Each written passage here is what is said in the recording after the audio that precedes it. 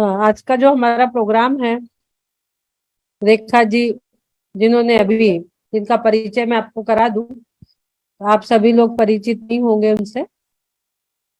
अभी अभी जिन्होंने हमारे साथ ट्रेनिंग किया है, हमारा जो प्रति मंथली जो ट्रेनिंग चलता है, जिसमें रेखा जी ने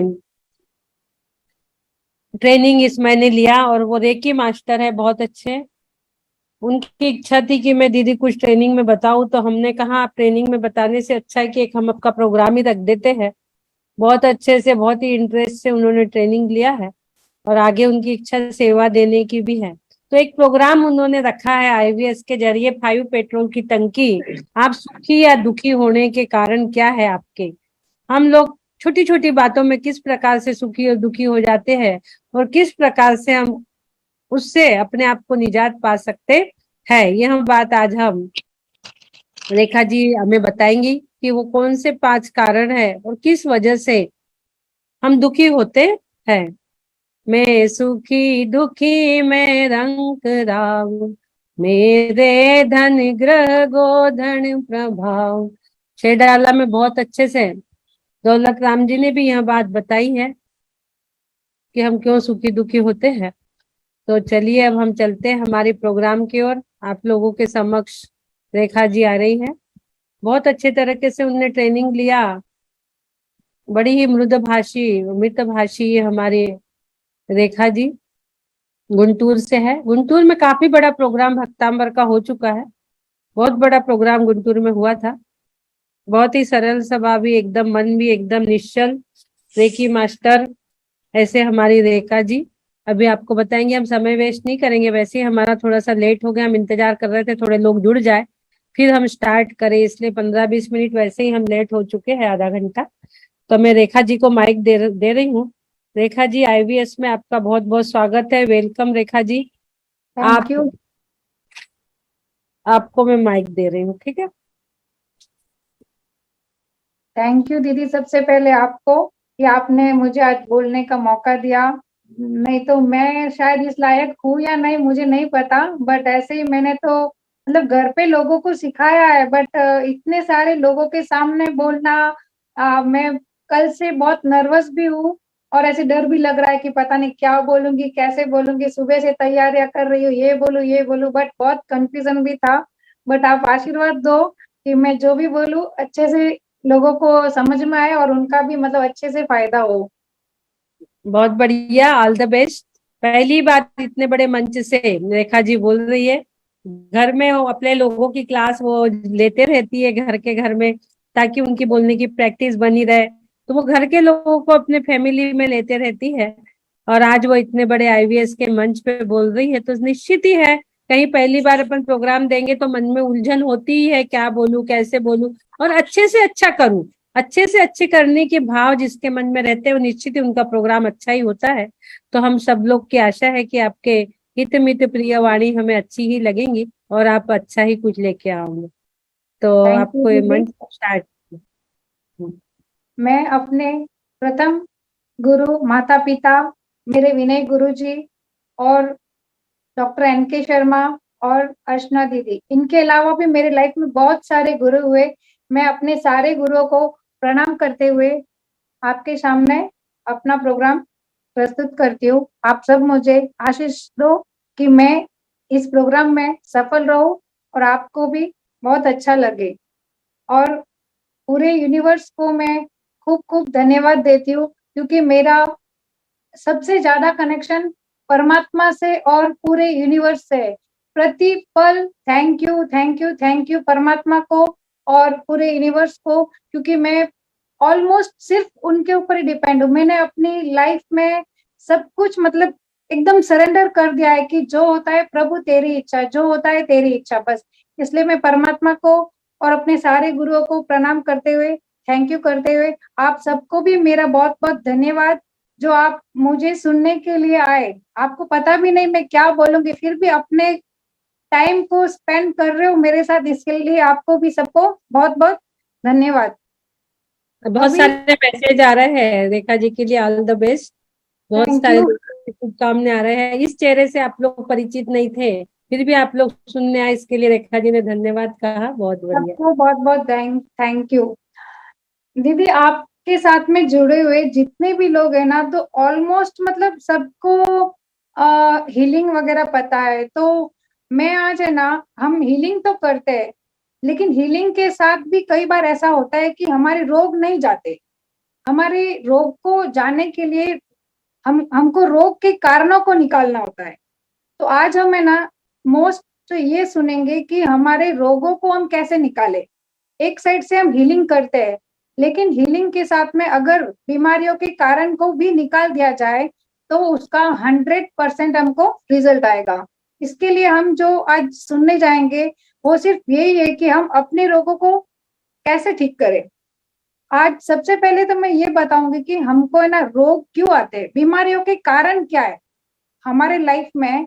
सबसे पहले बीमारियों के जो 4-5 कारण होते हैं, उसमें एक होता है फिजिकल कारण, फिर होता है मेंटल, साइकिक, कार्मिक, ऐसे कुछ और अलग टाइप के रीजंस होते हैं।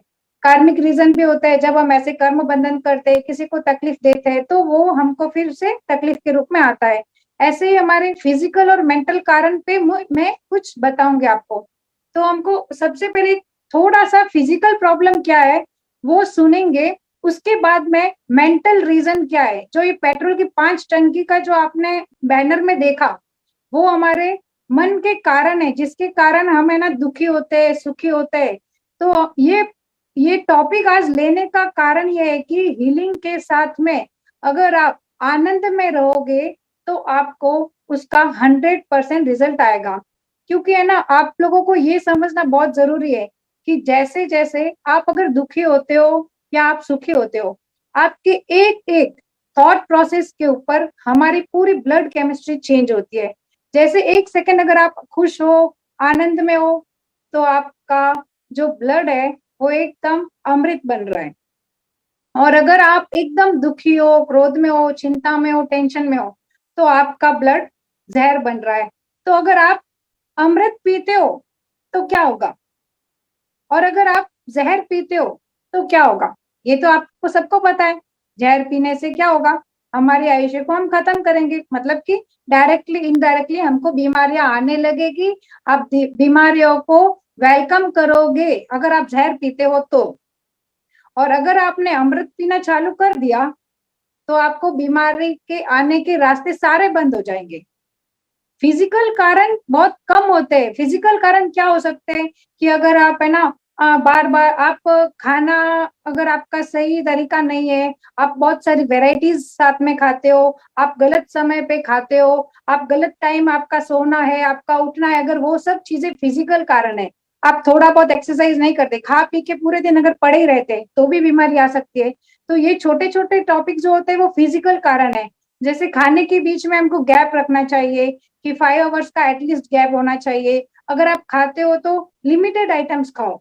बहुत ज्यादा वैरायटी खाने से पेट में वो कभी हजम नहीं हो सकता, क्योंकि अगर आप वैरायटी खाओगे तो वो पेट में सड़ेगा। और आपको शायद पता होगा कि है ना, इस दुनिया में इतने टाइप के प्राणी है, पर कभी सुना इंसान के अलावा किसी और को गैस हुआ? नहीं होता, क्योंकि वैरायटीज वो नहीं खाते। हर प्राणी अपना नेचुरल फूड खाता है। हम लोग ही है जो सारे टाइप के वैरायटी खाते, फिर बोलते कि हमारा पेट खराब हो गया, हमारे को गैस हो गई, एसिडिटी हो गई, बीपी हो गया। ये सब क्यों? हमारा गलत खान पान। अगर हम अपना थोड़ा खान पान का तरीका अच्छा कर ले और बाद में जो मन के कारण है उसको भी अच्छा कर ले, और उसके बाद में आप जो भी हीलिंग करोगे, भक्तामर हीलिंग करो या रेकी करो, किसी भी टाइप की हीलिंग करोगे ना, तो आपको रिजल्ट है ना 101% एकदम आएगा। नहीं तो फिर क्या होगा, हीलिंग करोगे तब तक थोड़ी देर तो ठीक है, फिर वापिस प्रॉब्लम। तो परमानेंट हमको ठीक होने के लिए फिजिकल कारणों को निकालना होगा। फिजिकल कारण को निकालने का भी एक बहुत बड़ा चैप्टर है, उसके ऊपर भी हम 2 घंटे बोल सकते हैं, बट आज मैं ना मेंटल कारण के ऊपर ज्यादा बोलने वाली हूँ। फिजिकल में आप थोड़े थोड़े अगर आप यूट्यूब पे जाके सर्च करोगे तो आपको पता चलेगा कि कौन सा फूड किसके साथ खाना चाहिए, कौन सा फूड किसके साथ नहीं खाना चाहिए। किस बीमारी में किस चीज को अवॉइड करना चाहिए, वो छोटी छोटी बातें जो है ना, वो आप जनरली यूट्यूब पे भी सीख सकते हो। और अगर कोई इंटरेस्ट हो तो मुझसे भी कांटेक्ट कर सकते हो। फिजिकल कारण भी बहुत सारे होते हैं, हमको नेचुरल फूड पे आना होता है, मिसमैच नहीं खाना होता है, भूख से कम खाना होता है, पानी पीने के तरीके होते हैं 4, जैसे हमको बैठ के पानी पीना, रुक रुक के पानी पीना, खाने से पहले पानी नहीं पीना, खाने के बाद में ऊपर पानी नहीं पीना। ये छोटे छोटे बहुत सारे फॉर्मूले होते हैं। आप अगर थोड़ा भी खाने पीने का ध्यान रख के फिजिकल टॉपिक्स को अगर अच्छा कर देंगे तो हमारे बीमारियों के आने के रीजन कम हो जाएंगे। ये हुआ फिजिकल रीजन। बट सबसे मोस्ट इम्पोर्टेंट होता है हमारा माइंड, मन। अगर आपका मन दुखी है तो आप जहर पी रहे हो, अगर आपका मन सुखी है तो आप आनंद में हो तो आप अमृत पी रहे हो। तो हमारे जो अंदर है ना, ये पेट्रोल की टंकियां जो बोला है ना, ये 5 पेट्रोल की ऐसी टंकियां है जो हमने यहाँ पे रखी हुई है। बाहर से खाली चिंगारी आती है। आपको पता है, आप अगर कभी पेट्रोल पंप के पास जाके एक माचिस की तली लगाओ तो क्या होता है? ब्लास्ट होता है। लेकिन वही माचिस की तली अगर हम नदी के किनारे पे लगाए तो क्या वहां पे आग लगेगी? नहीं लगेगी। क्यों? क्योंकि वहां पे पानी है। तो यहाँ पे हम पेट्रोल क्यों रखे? ये पेट्रोल की टंकी क्या है जो दिन भर हमको दुखी और सुखी, दुखी या सुखी ये करती है। ये रीजन क्यों बता रहे? क्योंकि अगर एक बार खाना खाने वाला, गलत खाना खाने वाला भी सही सोच के साथ बहुत ज्यादा मतलब दिन तक जी सकता है। सही सोच वाला गलत खाना खा के भी लंबा जी सकता है। लेकिन अगर सही खाना, फिजिकल सारे कारण सही, आप हमेशा अच्छा खाते हो, अच्छा पीते हो, सब फॉलो कर रहे हो, पर अगर आपकी सोच गलत है तो आपका वो अच्छा खाना भी काम नहीं करेगा। आप जल्दी से जल्दी बीमार पड़ोगे और जल्दी से जल्दी दुनिया से जाने की तैयारी कर रहे हो। इसलिए हमको है ना माइंड को प्राइमरी देना चाहिए। फिजिकली खाना पीना अच्छा रखना वो सेकेंडरी है, but mind is the primary. सबसे पहले हमको अपने मन को कैसे आनंदमय रखना है, दुखों से सुखों से एकदम अलग। आनंद, आनंद को अगर प्राप्त करना है तो छोटे छोटे फॉर्मूले हमको समझने होंगे और अपनी लाइफ में उसको हमको अपनाने होंगे। जो अगर हम किसी आदमी को पूछे ना कि भाई साहब है ना, आपके दुख का कारण क्या है, आप दुखी क्यों, तो आप क्या बताओगे? भाई मेरा हस्बैंड ऐसा, कोई बोलेगा मेरी पत्नी ऐसी, कोई बोलेगा मेरे बच्चे ऐसे, मेरा पड़ोसी ऐसा, मेरा समाज ऐसा, मेरा दुनिया ऐसी। मतलब क्या हुआ? सारा कारण बाहर। अगर आपके दुखी होने के कारण बाहर है तो सोच लेना कि आप जिंदगी में कभी सुखी नहीं हो सकते, क्योंकि दुखी होने के कारण बाहर है ही नहीं। सारे कारण, सारी पेट्रोल की टंकियां यहाँ पे अंदर है। बाहर से तो एक चिंगारी आती है और यहाँ पे ब्लास्ट। वो क्रोध के रूप में, चिंता के रूप में, तनाव के रूप में, हर चीज में चिड़चिड़ा, इरिटेशन चीजें होती क्यों है? सामने वालों की वजह से। आपको पता है, हम जैन है, हम जैनिज्म में पैदा हुए। हमको भगवान महावीर ने ध्यान का जो सिखाया था, भगवान महावीर ने एक ध्यान की टॉर्च दी थी आपको कि ये लो टॉर्च, ध्यान रूपी टॉर्च को लेके अपने अंदर देखो, अपने आप को देखो, स्वयं को जानो, स्वयं को पहचानो, स्वयं में लीन रहो। ऐसा परमात्मा ने दिया, ऐसा जिन शासन हमको मिला। फिर भी हमने क्या किया? भगवान की दी हुई ये वाली टॉर्च जो हमको देखना था, उस टॉर्च को हमने ऐसे टर्न कर दिया। दुनिया देख रहे हैं हम लोग। हर बार हमने इस टॉर्च को उल्टा किया दूसरों को देखने में। ये ऐसा, ये ऐसा, ये ऐसा, इसकी वजह से मैं दुखी। ध्यान का मतलब है ना बैठ के ध्यान करना नहीं है, 24 घंटे ध्यानमय रहना है, आनंदमय रहना है, जागृतिमय रहना है। तो आप कभी दुखी हो ही नहीं सकते। अब ये चिंगारियां कैसे आती है? पेट्रोल की 5 टंकियां, जो 5 बोला है ना, वो 5 टॉपिक है। वो 5 टॉपिक में आपको पता है सबसे पहला टॉपिक है इमेज क्रिएशन। हम अपनी इमेज बनाने के चक्कर में आधी जिंदगी खत्म कर देते हैं। पूरी जिंदगी, आधी नहीं पूरी जिंदगी इमेज क्रिएशन। आपको पता है जब हम पैदा होते हैं, जब हम छोटे होते हैं, नंगे घूमते होते हैं, नाक बहती होती है, कपड़े फटे हुए होते हैं, लेकिन हमको कुछ फर्क नहीं पड़ता, क्योंकि उस टाइम हमारी इमेज नहीं होती है, ना हमको इमेज को क्रिएट करने की इच्छा होती है। लेकिन जैसे जैसे हम बड़े होने लगते हैं, तो आप बड़े होते हो तो आपको है ना, लोग ऐसे बोलते हैं, अरे भाई बहुत सुंदर है, कोई बोलेगा अरे तू बहुत इंटेलिजेंट है, कोई बोलेगा तू तो ऐसा महान है, कोई बोलेगा तू तो ऐसा है। ये सारे जो है ना, ये झूठे क्या बोलते, प्रतिमाएं, झूठी प्रतिमाएं, कमेंट्स, झूठे कमेंट्स जो लोग दे रहे हैं आपको, ये सारे कमेंट्स लेके ना यहाँ पे हमारे ना हैंकर लगे हुए हैं, ऐसे ऐसे हम टांग से जाते हैं, मैं सुंदर, मैं सुशील, मैं इंटेलिजेंट, मैं ये ऐसा करते करते कितना इमेज यहाँ पे हमने क्रिएट कर दिया। अगर आपको कोई पूछे कि मतलब एक्चुअली इमेज है कहाँ पे आपकी, ये जो झूठी प्रतिमाएं आपको लोगों ने दिए, वो इमेज है कहाँ पे, तो बोलेंगे कि हमारी मन में है, हमारी कल्पना में, नॉट एक्चुअल। तो इस इमेज को, झूठी इमेज को लेके कितने साल जियोगे, कितनी जिंदगी जियोगे। अगर है ना आपके पास अगर पैसा होगा तो लोग आपको है ना सेठ जी बोलेंगे, अगर आपके पास कोई पद होगा तो लोग आपको नेताजी बोलेंगे, अगर हमारे पास ज्ञान हो गया तो लोग आपको गुरु गुरु बोलेंगे। लेकिन अगर हमने मान लिया ना मैं गुरु, तो मेरा दुख शुरू। क्योंकि कुछ लोग आपको है ना महान बताएंगे, एक आएगा बोलेगा अरे वाह क्या बोला आपने, तो आप तो बहुत महान हो, आप तो एकदम खुश हो गए कि अरे वाह क्या बात है, मेरी तारीफ हो गई है, ठीक है। अभी थोड़ी देर में कि 10 मिनट में दूसरा कोई आएगा, बोलेगा कितना वेस्ट हो तुम, तो गधे हो, बोल दिया। अब क्या करोगे, एकदम दिमाग खराब, मैं गधा, अरे ना तू महान है ना तू गधा है, तू है कौन, तुमको नहीं पता तुम कौन हो। दूसरों की दी हुई इमेज को, कल्पना को यहाँ पे लेके घूमते हो। कब तक ये झूठी इमेज को लेके हम घूमेंगे। इतना क्या, आपको ये पता होना चाहिए हमें ना अपनी इमेज को पॉलिश कर करके अच्छा रखने के लिए कितना मतलब करते हैं, पैसों से, कपड़ों से, ज्ञान से, लोगों को दिखावा करते हैं। हम अपनी ओरिजिनलिटी में तो रहते ही नहीं है। हमारे घर के अंदर कुछ और होता है और हमारा बाहर जाने ना, जाते टाइम हम मुकुटा पहन के जाते हैं, अरे मैं ऐसा हूँ।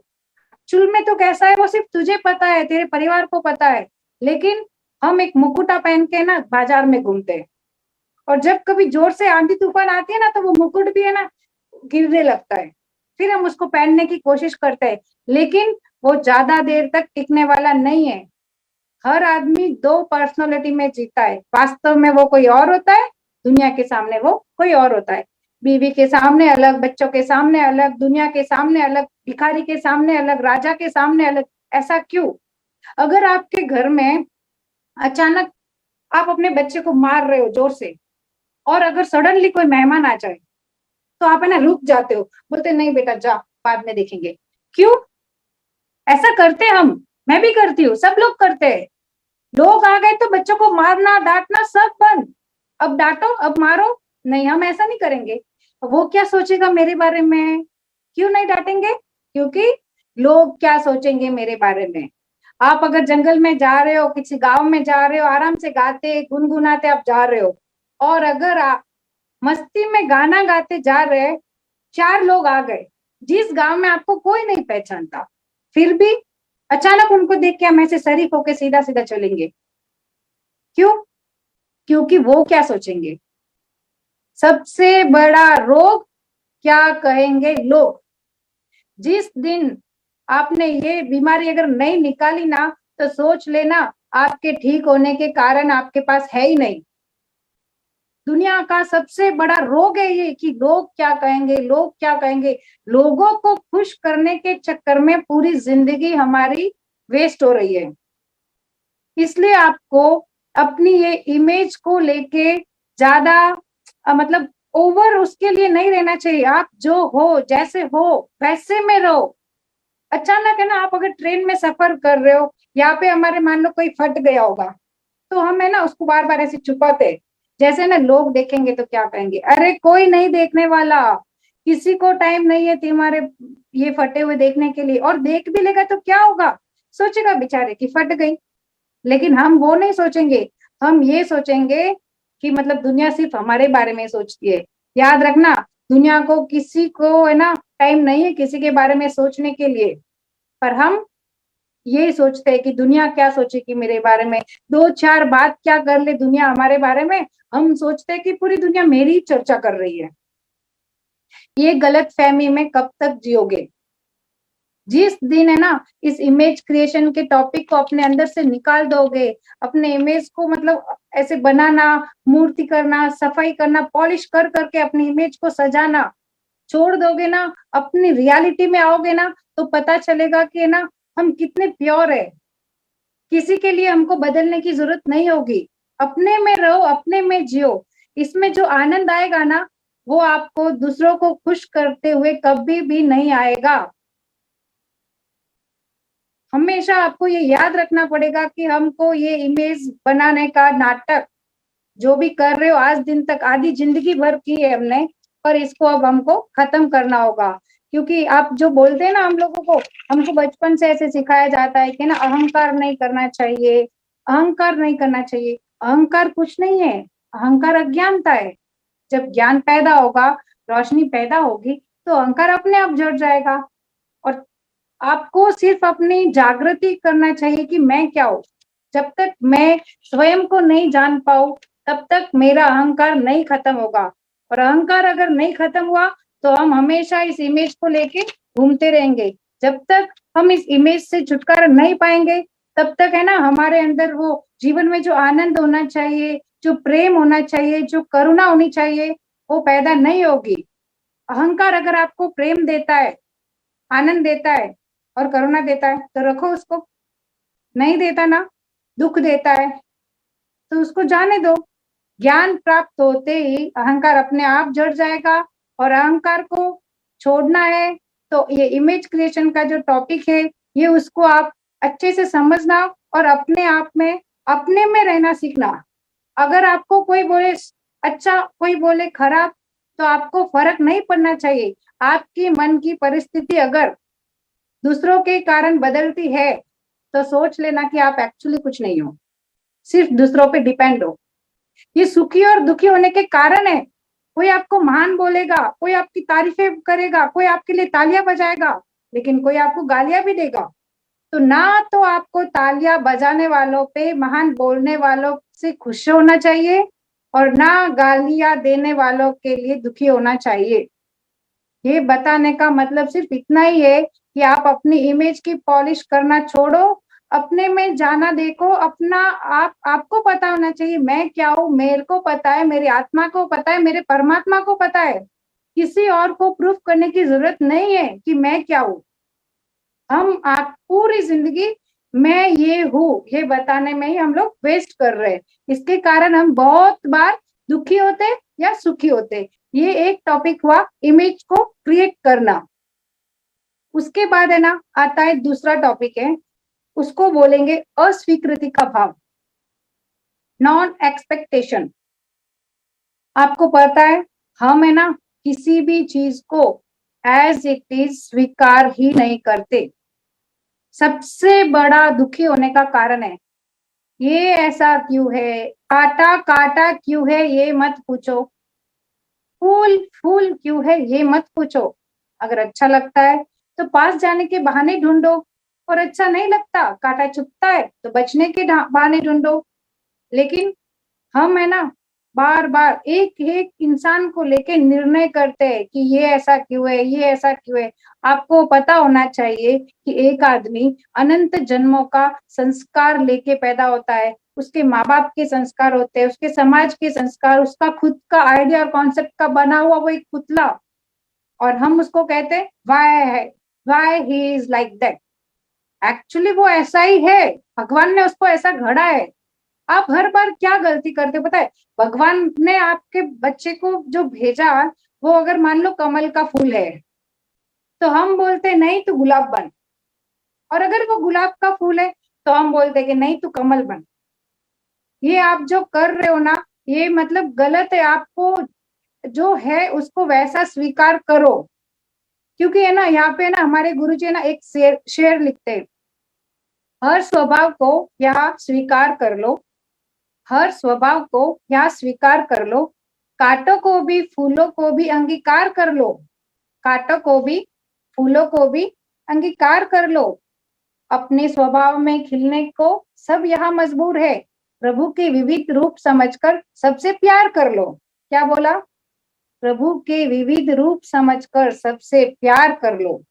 लेकिन हम नहीं कर सकते। हम ये बोलेंगे ये ऐसा क्यों है, ये मेरी पत्नी ऐसी, मेरे बच्चे ऐसे, मेरा ये ऐसा, मेरा परिवार ऐसा, मेरा खानदान ऐसा, मेरा पड़ोसी ऐसा। हर एक एक व्यक्ति को लेके हम जजमेंट करते हैं कि ऐसा क्यों है, ये ऐसा ही है क्योंकि भगवान ने उसको ऐसा बनाया है।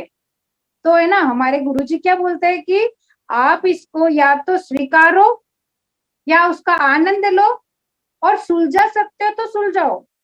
जो इंसान भक्तामर की हीलिंग करेगा, जो रेकी सीखेगा, वो सुलझा भी सकता है। नहीं सुलझा सकते तो उसको आनंद लो। तो अब उसमें समझना क्या है, मतलब कि हर आदमी को अपने अपने संस्कार से जो लेके आया है उसको बदलने की कोशिश मत करो। अगर करते हो और कर पाओ तो उसको प्रेम पूर्वक समझाओ, सलाह दो कि ऐसा नहीं करना चाहिए। लेकिन अगर वो मानता है तो वो उसके संस्कार, नहीं मानता तो वो भी उसके संस्कार। अगर आपने किसी को कुछ अच्छा बोला और अगर वो सुधर गया मान लो, तो ऐसे अहंकार करेंगे, अरे ये मैंने बोला इसलिए वो सुधर गया। नहीं, वो उसके संस्कार थे इसलिए वो सुधरा। किसी के बोलने से कुछ भी नहीं होने वाला, वो उसके अंतर के संस्कार होंगे तो ही वो सुनेगा। नहीं तो आप कितना बोलो, कितना भी सर फोड़ो, वो नहीं बदलेगा। इसलिए जो जैसा है उसको वैसा स्वीकार करो। गुरुजी तो बोलते हैं कि मैं तो है ना, नालायक से नालायक लोग भी आ जाए ना तो ऐसे बोलना चाहिए कि अरे बड़ा कमाल का नालायक है तू तो। ऐसा कर सकते हैं हम? ऐसा नहीं करते, इसीलिए हम दुखी होते हैं। ये ऐसा क्यों, ये ऐसा क्यों, ये ऐसा क्यों। जब हम सबको स्वीकार करेंगे, when you accept the moment, it is, आपका जो फ्लो है ना वो एकदम मतलब आनंद की तरफ जाने लगेगा। जो जैसा है उसको वैसा स्वीकारो, तो ही हम दुखी होने से या सुखी होने से बच सकते हैं। हमको दुखी और सुखी दोनों नहीं होना है, हमको आनंदमय होना है। आनंदमय होने के लिए सुख और दुख दोनों को छोड़ना है। परमात्मा ने भी वितरागी का जो रास्ता बताया है उसमें दुख भी नहीं, सुख भी नहीं, रति भी नहीं, अरति भी नहीं। पूरे दिन हमको भगवान ने जो 18 पाप बताए, हम उस 18 पापों का अगर चिंतन कर लेना, उसके लिए तो मतलब 2 घंटे की क्लास रखो ना तो भी कम है। 18 पापों का चिंतन कैसे करना, 18 पापों को अगर चिंतन करोगे तो है ना हमेशा शुभ भाव में, शुद्ध भाव में रहोगे, तो कभी भी कोई भी दुख या सुख होगा ही नहीं, लगेगा ही नहीं, क्योंकि उसमें आनंद आएगा। और हमको आनंद की अनुभूति होनी चाहिए, क्योंकि हमारी आत्मा का एक्चुअली संस्कार आनंद है। पर हम आनंद में तो है नहीं, ये सुख और दुख के चक्कर में पूरी जिंदगी हमारी वेस्ट हो रही है। तो ये दूसरी पेट्रोल की टंकी हुई हमारे दुखी होने के और सुखी होने के कारण में अस्वीकृति का भाव, मतलब हम जो जैसा है उसको स्वीकार वैसा नहीं करते। ठीक है, अभी होगा तीसरा टॉपिक। तीसरा टॉपिक ये होता है कि जैसा बीज वैसा भविष्य। आपको पता है हम जनरली पास्ट और फ्यूचर के लिए भागते हैं। अगर आप पास्ट और फ्यूचर में भागते हो तो याद रखना कि आपको आनंद सुख कभी भी नहीं आने वाला, क्योंकि सुख, आनंद, मजा, मस्ती ये सब कहाँ पे? प्रेजेंट में। हमें पता नहीं चलता कि जो बीज हम वर्तमान में डालेंगे ना वो ही हमारा भविष्य होगा। लेकिन हम वर्तमान में क्या है? वर्तमान में हमारे क्या है? आनंद है, मजे मस्ती है, सुख है? नहीं। अभी क्या करना है आनंद का, मजा मस्ती का, वो तो फ्यूचर में देखेंगे। Future does not exist at all, future is the taking shape according to the present moment. जो बीज हम वर्तमान में डालेंगे उसका भविष्य में हमको मिलेगा। मतलब आप क्या करते हो पूरे दिन, तो मतलब आपको आनंद होना नहीं, आप आनंद में रहोगे नहीं, लेकिन फ्यूचर में आपको आनंद चाहिए। तो कैसे पॉसिबल है? आप अगर बीज नीम का डालोगे तो आम कहाँ से आएगा? क्या बोला? बीज नीम का डालोगे तो आनंद कहाँ से आएगा? आम कहाँ से आएगा? अगर आपका वर्तमान इरिटेटिंग, चिड़चिड़ापन, गुस्सा, क्रोध वाला, टेंशन वाला है, अगर आपका वर्तमान गुस्सा, चिड़चिड़ा और क्रोध वाला है, तो भविष्य में आनंद आएगा आपको? कभी सोचा है?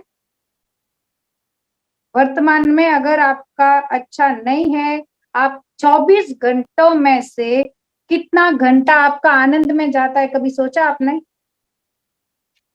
24 में से लगभग हमारे 2-3 घंटे ही हमारे है ना आनंद में जाते होंगे, बाकी सारे घंटे गुस्सा, चिड़चिड़ापन। आपको पता है अगर आप सुबह एक बार उठते हो ना, आप उठते ही हमने कभी मुस्कुराने की आदत रखी? मुस्कुराओ के वाओ थैंक यू परमात्मा आज मैं जिंदा हूं? नहीं, हम उठते ही अरे बाप रे लेट हो गया, इधर भागो इधर भागो इधर भागो। 90% लोग यही कर रहे हैं कि उठते ही हड़ाबड़ी, उठते ही एकदम आप खड़े हुए, बाथरूम में गए, पानी नहीं आ रहा, दूध वाला नहीं आया, अखबार नहीं आया, वो लेट हो गया, ये लेट हो गया। मतलब उठने का शुरुआत करते तो शुरुआत ही हमारा चिड़चिड़ा और गुस्से से शुरू होता है, तो दिन अच्छा कैसे जाएगा? अगर आज का दिन अच्छा नहीं गया तो फ्यूचर अच्छा कैसे होगा? कभी सोचा इसके बारे में? तो है ना, इसका हमने जो टॉपिक बोला वो क्या है? जैसा बीज वैसा भविष्य। आपके पास में आनंद के लिए बहुत सारे सोर्स है। एक्चुअली अगर देखा जाए ना, तो जब हम सुबह उठते हैं, नहाते हैं, पानी से मुंह धोते, आनंद तो है ना। चाय पीते, चाय में आनंद है ना। लेकिन आप वहां नहीं होते। आप चाय कहाँ पीते हो?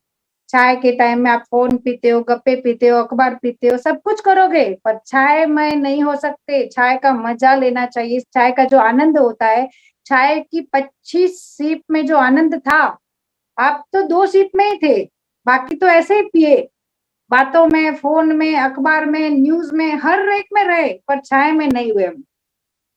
कहने का मतलब है कि पूरे दिन में हमारे पास बहुत सारे ऐसे सोर्स है जहाँ पे आनंद है। एक्चुअली आनंद 24 घंटा ऐसे ना मधु की तरह, वो क्या बोलते हैं, हनी की तरह टपक रहा है, टपक टपक के झर रहा है आनंद।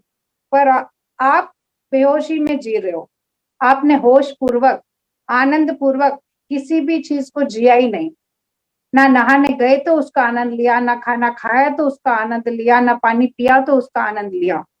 आपको पता है अगर आपको झाड़ू भी निकालना है, ऑफिस भी जाना है, नौकरी भी करनी है, गाड़ी भी चलानी है, हर चीज, हर काम सुबह से शाम तक हमको, पूरे दिन हमको काम करना है। क्योंकि हमको हिमालय पे तो बैठे नहीं है कि ऐसे जाके आत्मा के आनंद का मजा ले। नहीं, ध्यान बीच बाजार, मतलब घर में, परिवार में, बाजार में रहते हुए ध्यान करना है।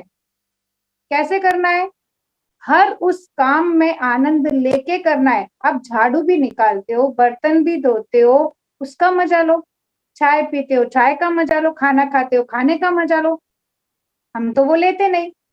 चाय पीते तो अरे बाप रे, खाना क्या बनाना है, नाश्ता क्या बनाना है, शाम को क्या बनाना है, सुबह क्या बनाना है, मतलब कितने थॉट्स, ओवर थिंकिंग चलती है हमारे अंदर। आनंद आएगा कहाँ से? याद रखना, अगर हमने आज आनंद के बीज नहीं डाले तो कभी आनंद जीवन में आने वाला नहीं है। हर चीज में आनंद है, बट हमको लेना नहीं आता। हमारी प्रॉब्लम यही है कि हम उस टाइम में, उस वो चाय पीते तो हम उस टाइम में चाय में होते ही नहीं। आनंद उस टाइम में होता है, बट हम वहां पे नहीं होते। हम भागते हैं, हमारा दिमाग भागता है, ऐसा करूं, वैसा करूं, ये करूं, ये करूं। ट्रैफिक में अगर आप खड़े हो तो वहां पे आपको आनंद नहीं, ऑफिस में आप जाते हो तो वहां पे आपको आनंद नहीं, कुछ भी काम करते हो तो आनंद नहीं। क्यों? हर वो काम तो आपको करना ही है। ऑफिस आपको जाना है, लैपटॉप पे आपको बैठना है, खाना आपको बनाना है, बर्तन आपको साफ करना है, झाड़ू आपको निकालना है। तो क्यों ना एक थोड़ा सा सॉन्ग शुरू करे, गुनगुनाते हुए, गाना गाते हुए वही काम करे, तो कितना आनंद आएगा। तो इसका कहने का पूरा मतलब यही है कि आपको प्रेजेंट में आनंद का बीज डालना है। दुख है ना, भूतकाल में है, भविष्य काल में है, आज वर्तमान में कभी भी दुख नहीं हो सकता। आनंद है ना वर्तमान में, हर पल आनंद है। हमारे गुरुजी बोलते हैं कि आप बोलते हो कि मर जाने के बाद मैं स्वर्गवासी बनूंगा, लेकिन है ना, वो बोलते हैं जीते जी स्वर्गवासी बनो। मरने के बाद कौन सा स्वर्ग है? स्वर्गवासी अगर बनना है तो जीते जी बनो, स्वर्ग में जियो, मतलब हर पल अगर आनंद में रहोगे तो स्वर्ग हुआ कि नहीं आपका घर? आप अपने घर को स्वर्ग बनाते हो या नरक बनाते हो, वो आपके ऊपर डिपेंड है। और जैसा आप करोगे वैसे आपकी परंपरा आपके घर में चलेगी। खाते खाते टीवी देखना, फोन देखना, समाचार पढ़ना, ये सब चीजें क्या है? यही पर आप आनंद को छूक रहे हो। आप एक थोड़ा सा ऑरेंज जूस लेके बैठो और उस ऑरेंज जूस का मजा कभी लिया कि अरे वाह परमात्मा, इतना सुंदर ऑरेंज का जूस बनाया तूने, thank you thank you thank you, ऐसा कभी किया? नहीं, क्योंकि टाइम नहीं है हमारे पास। ना तो थैंक यू बोलने के लिए टाइम है, ना आनंद में होने के लिए टाइम है। तो आप सोचोगे ना कि आप फ्यूचर में आपके पास कभी आनंद आएगा, तो हमको कभी नहीं आएगा। जीवन का बड़ा स्वाद खोज लो, छोटे स्वाद को निकालने की कोशिश मत करो। बड़े को खोजोगे तो छोटा अपने आप ही निकल जाएगा। ये टॉपिक हुआ जैसा बीज वैसा हमारा भविष्य होता है। जैसे जैसे हम आनंद में रहना सीखेंगे, जागृति में आना सीखेंगे, आत्मा में रमणता अगर हमारे आ गई ना, तो हम चाहे ट्रैफिक में हो या ऐसे किसी भी भीड़ में हो, बाजार में हो, घर में हो, किचन में हो, हमारे अंदर की है ना जो परिस्थिति है ना बदलनी नहीं चाहिए। बस अंदर का जो आनंद है ना उसको कभी जाने मत देना। अगर ये आनंद परमानेंट हो गया ना, तो आपकी बीमारियों के जाने के सारे रास्ते खुल जाएंगे, सारी बीमारियां टक टक टक टक करके जाएगी। लेकिन अगर आपका दिन क्रोध में, चिंता में, तनाव में, इरिटेशन में, छोटी छोटी बात पे चिड़चिड़ा होना, ये ऐसा क्यों, ऐसा क्यों, ऐसा क्यों, हर चीज को लेके हम एक दूसरे को टोकने का आदत, वो करने का, हर चीज में आपका नौकर अगर बराबर काम नहीं करता तो प्रॉब्लम, आपका बच्चा नहीं सुनता तो प्रॉब्लम, खाना बराबर टाइम पे नहीं आया तो प्रॉब्लम, हर चीज को लेके हमारे दिन भर में खाली प्रॉब्लम ही प्रॉब्लम है देखा जाए तो। और अगर आप नहीं देखोगे ना तो एक्चुअली आनंद ही आनंद है। तो अब हमको क्या देखना है? दिन भर में आनंद कहाँ पे है? प्रतिपल, प्रतिक्षण आप नहीं हो, बस आनंद हर जगह पे। आपको अब आनंद में आना पड़ेगा। और उसके बाद आता है आदर्शवादी स्केल। बहुत ही इंटरेस्टिंग टॉपिक है ये वाला, क्योंकि है ना जितना हमारे जीवन में ना आदर्शवादी है ना, सबसे ज्यादा आदर्शवादी सबसे ज्यादा दुखी, सबसे ज्यादा आदर्शवादी सबसे ज्यादा दुखी। अब ये सोचोगे कि आप ऐसे क्या बोल रहे हैं, मतलब है ना, हम है ना, मैं ईमानदार हूँ, मैं एकदम सत्यवादी हूँ, मैं हर काम टाइम पे करती हूँ, हर चीज में मैं परफेक्ट हूँ, तो मान लेना कि मैं सबसे ज्यादा दुखी हूँ। जितना हमारे जीवन में आदर्शवादी स्केल होगी ना, उतना ही हमारा जीवन दुखमय होगा। एक शरीफ आदमी सबसे ज्यादा दुखी है, क्योंकि वो है ना बार बार है ना बेईमान लोगों की, मतलब बेईमान लोगों की बेईमानी को देख के दुखी होता है कि अरे ऐसा इसने क्यों किया, ऐसा इसने क्यों किया। मतलब उसको मापेगा सामने वाले को कि ये बेईमान क्यों, तुम ईमानदार हो, इसका ये गुण आपको मिला, आप ईमानदार हो, आपको ये गुण मिला। पर हम क्या करते हैं?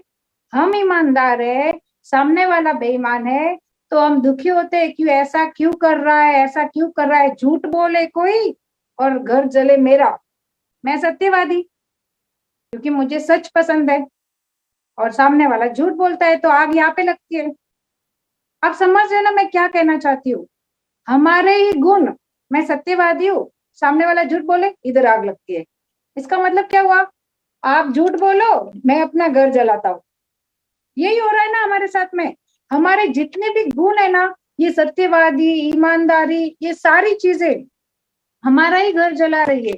ये हमारा घर जलाते जलाते मतलब इतना हम लोग उसमें फंस गए कि सामने वालों की वजह से ही हम दुखी है, क्योंकि है ना हम पूरे दिन एक स्केल लेके घूमते हैं और वो स्केल कभी खत्म होती नहीं है। जहां भी जाओ वहां पे मापो। आप ट्रैफिक में खड़े हो आराम से, सिग्नल नहीं तोड़ते, क्योंकि आप ईमानदार हो, आप अच्छे बच्चे हो कि आप सिग्नल नहीं तोड़ोगे। सिग्नल है तो आपको खड़ा रहना है, आपको पता है। सामने पास में से एकदम जोर से स्कूटर गई आपको पास में से, तो ऐसे ऐसे गुस्सा करते, अरे बाप रे कितना बदतमीज आदमी है। अरे वो बदतमीज है तो तुम क्यों दुखी होते हो? आप अपनी स्केल को लेके मापना बंद करो। ये टॉपिक इसलिए बोला जाता है क्योंकि हमारे ही गुणों से हम दुखी हो रहे हैं। हमारे पास सारे गुण है कि मतलब मैं ईमानदार, मैं सच्चा, मैं परफेक्ट, हर चीज। सबसे ज्यादा परफेक्शन वाला, सबसे ज्यादा आदर्शवादी, सबसे ज्यादा दुखी बोलते हैं, क्यों? क्योंकि वो पूरे दिन अपनी स्केल से दूसरों को मापता है। और ये आदत हमारी अगर है तो देख लेना किसकी किसकी ये आदत है। अपने आप को सुधारने की कोशिश करना। जो पूरे दिन सफाई का कीड़ा जो होता है ना, जो बहुत सफाई पसंद है, जिसको वो सफाई का कीड़ा जिसको बोलते हैं ना, समझ लेना कि वो आतंकवादी है। खुद तो साफ सफाई रखेगा, लेकिन जरा सी कुछ भी चीज इधर से उधर हुई नहीं कि मतलब आतंक फैल गया अंदर। तो हमको क्या करना है? आप अपने आप को मापो, अपने आप को तोलो कि कहीं आप इस चीज में तो नहीं हो। आपके दुख का कारण आपके गुण तो नहीं है। अगर आपके गुण है और आप इस गुण के कारण अगर आप दुखी हो रहे हो, तो सोचो ये गुण आपके क्या काम के? आपके गुण है अगर आपको, तो आपके गुण से आपको क्या मिलना चाहिए? खुशियां मिलनी चाहिए, अच्छा मजा आना चाहिए। लेकिन आपके गुण से आपको क्या आ रहा है? रोग आ रहा है, टेंशन आ रहा है, क्रोध आ रहा है, चिंता आ रही है, अल्सर, गैस, ये सब चीजें आ रही है। तो ये गुण आप क्या करोगे?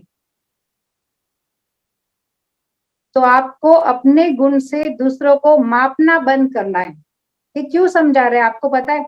आप ये स्केल लेके जो घूम रहे हो ना कि मैं सही, मैं परफेक्ट, मैं सफाई वाला, मैं आदर्शवादी, मैं सत्यवादी, मैं ईमानदारी, आपके पास सारे गुण भगवान ने आपको दिए। तो नाचो, भांगड़ा करो, उस गुण को एंजॉय करो।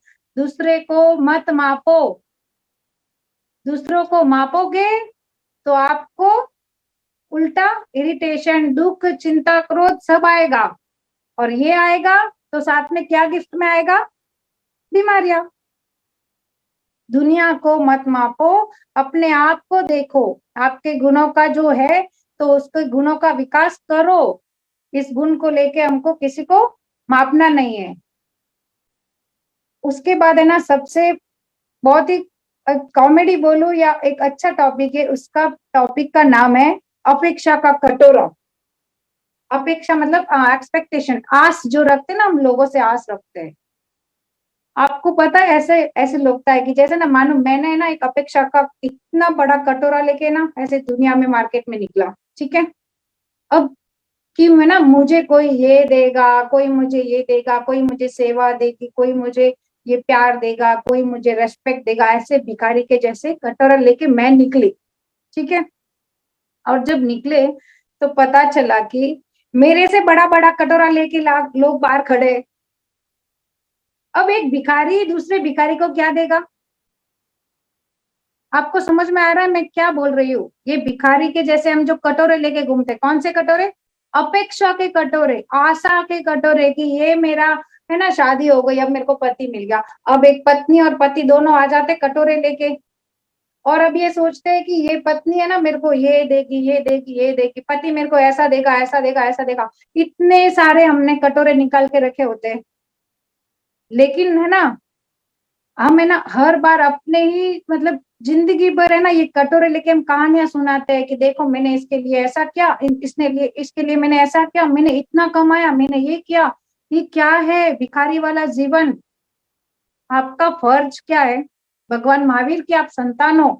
भगवान महावीर ने क्या भिखारी बन के आपको भेजा है?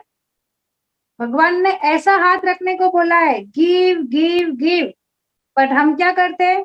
ऐसे दो, ये भाई मुझे प्यार दो, लो मुझे रेस्पेक्ट दो, रो मुझे ये दो, वो दो, हर चीज में दो दो दो। लेकिन परमात्मा ने हमको क्या सिखाया था? Give give give. आपको पता है पूरी दुनिया, पूरा यूनिवर्स आपको दे रहा है। कभी समझा आपने इस चीज को कि पूरा यूनिवर्स आपको दे रहा है। जैसे मान लो है ना, आपके घर के सामने से नदी बह रही है, तो वो नदी बहती है, आप उसमें से पानी पियो, तो क्या नदी आपको पूछती है कि रिटर्न में मुझे कुछ दे? आप फल फ्रूट मेवा सब खा रहे हो, पेड़ पत्ते आपके लिए जो भी आपको मिल रहा है, हवा से आपको मिल रहा है, सूरज आपको रोशनी दे रहा है, चांद आपको शीतलता दे रहा है, पूरा यूनिवर्स आपको दे रहा है। पूरा ब्रह्मांड किस लिए बना है? देने के लिए। और हम क्या है? हमारा भी स्वभाव देने का है। परमात्मा ने हमको देने के लिए ही बनाया है, लेकिन हमने उसको उल्टा कर दिया है। भगवान महावीर की संतान होके भी हमें ना भिखारी बने हुए। एक है ना शायरी आती है इसमें, जैसे कि है ना, हम हर चीज को अपना एहसान मानते हैं। हम अपने बच्चों को क्या पाले, वो भी एहसान, कि भाई हाँ मैंने तुझे पाला पोसा बड़ा हुआ, तो अब रिटर्न में तुझे ऐसे करना होगा। अरे स्वभाव है हमारा कि हमको ये करना है, हमारा ये फर्ज है, इसको तो हम समझते नहीं। हर चीज को हमने एहसान के रूप में दे दिया है। सारी जिंदगी ये कटोरा लेके कहानियां सुनाई, मैंने इतना कमाया, मैंने तेरे को इतना बड़ा कॉलेज में पढ़ाया, मैंने ये किया, मैंने ये किया। ये जो किया किया किया जो सुनाने वाले जो लोग हैं ना, उनको ये नहीं पता कि ये हमारा स्वभाव है। देखो यहाँ पे ना एक शायरी आती है, कोई यहाँ पे किसी को एहसान नहीं करता, कोई किसी पर यहाँ पर एहसान नहीं करता। इंसान तो क्या, भगवान भी नहीं करता। हमारी दी हुई हर मदद, हमारी दी हुई हर मदद और हमारा दिया हुआ हर दान, हमारा दिया हुआ हर दान, हमारा दिया हुआ हर प्रेम और हमारा दिया हुआ हर सम्मान, किसी पे कोई एहसान नहीं, किसी पे कोई एहसान नहीं। स्वभाव की मजबूरी है, स्वभाव की मजबूरी है पेड़ों का फलना, धरती का झरना, नदियों का बहना, सूरज का निकलना। हर चीज, हर दुनिया पूरी अपने स्वभाव में जीती है। हर चीज अपने स्वभाव में जी रही है, सिवाय इंसान के। इंसान अपने स्वभाव से विपरीत अपने विभाव में जीने लग गया है, इसीलिए हमको हर बार दुखी होना पड़ रहा है। हमारा स्वभाव क्या होना चाहिए? हमारा फर्ज है, जैसे हमारे माता पिता थे, उन्होंने हमको पाला बड़ा किया, वो सर्कल साइकिल ऐसे चलती है कि हमारे दादा ने माँ बाप को पाला, माँ बाप ने हमको पाला, हम अपने बच्चों को पालेंगे, वो अपने बच्चों को पालेंगे। लेकिन यहाँ पे क्या हो रहा है, हम उल्टी साइकिल करते हैं कि हमने इतना प्यार दिया है तो रिटर्न में वो मुझे दे, मेरा बेटा मुझे देखे। अरे भाई वो बेटा देखेगा, लेकिन कब देखेगा?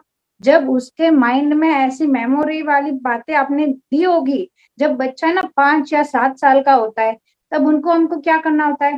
प्यार प्यार प्यार। आप क्या करते हो? हमारे ना, आपको पता है, हमको बच्चों के लिए सिर्फ 3 टॉपिक आपको पता होना चाहिए कि आप उसको प्यार करो, टाइम टाइम पर उसको सलाह दो और उसकी सुरक्षा करो। ये हमारा फर्ज होता है। ये कोई एहसान नहीं है कि हाँ भाई मैंने तेरे को इतना बड़ा किया और अब तू मुझे नहीं दे रहा कुछ भी। नहीं, ऐसा नहीं है।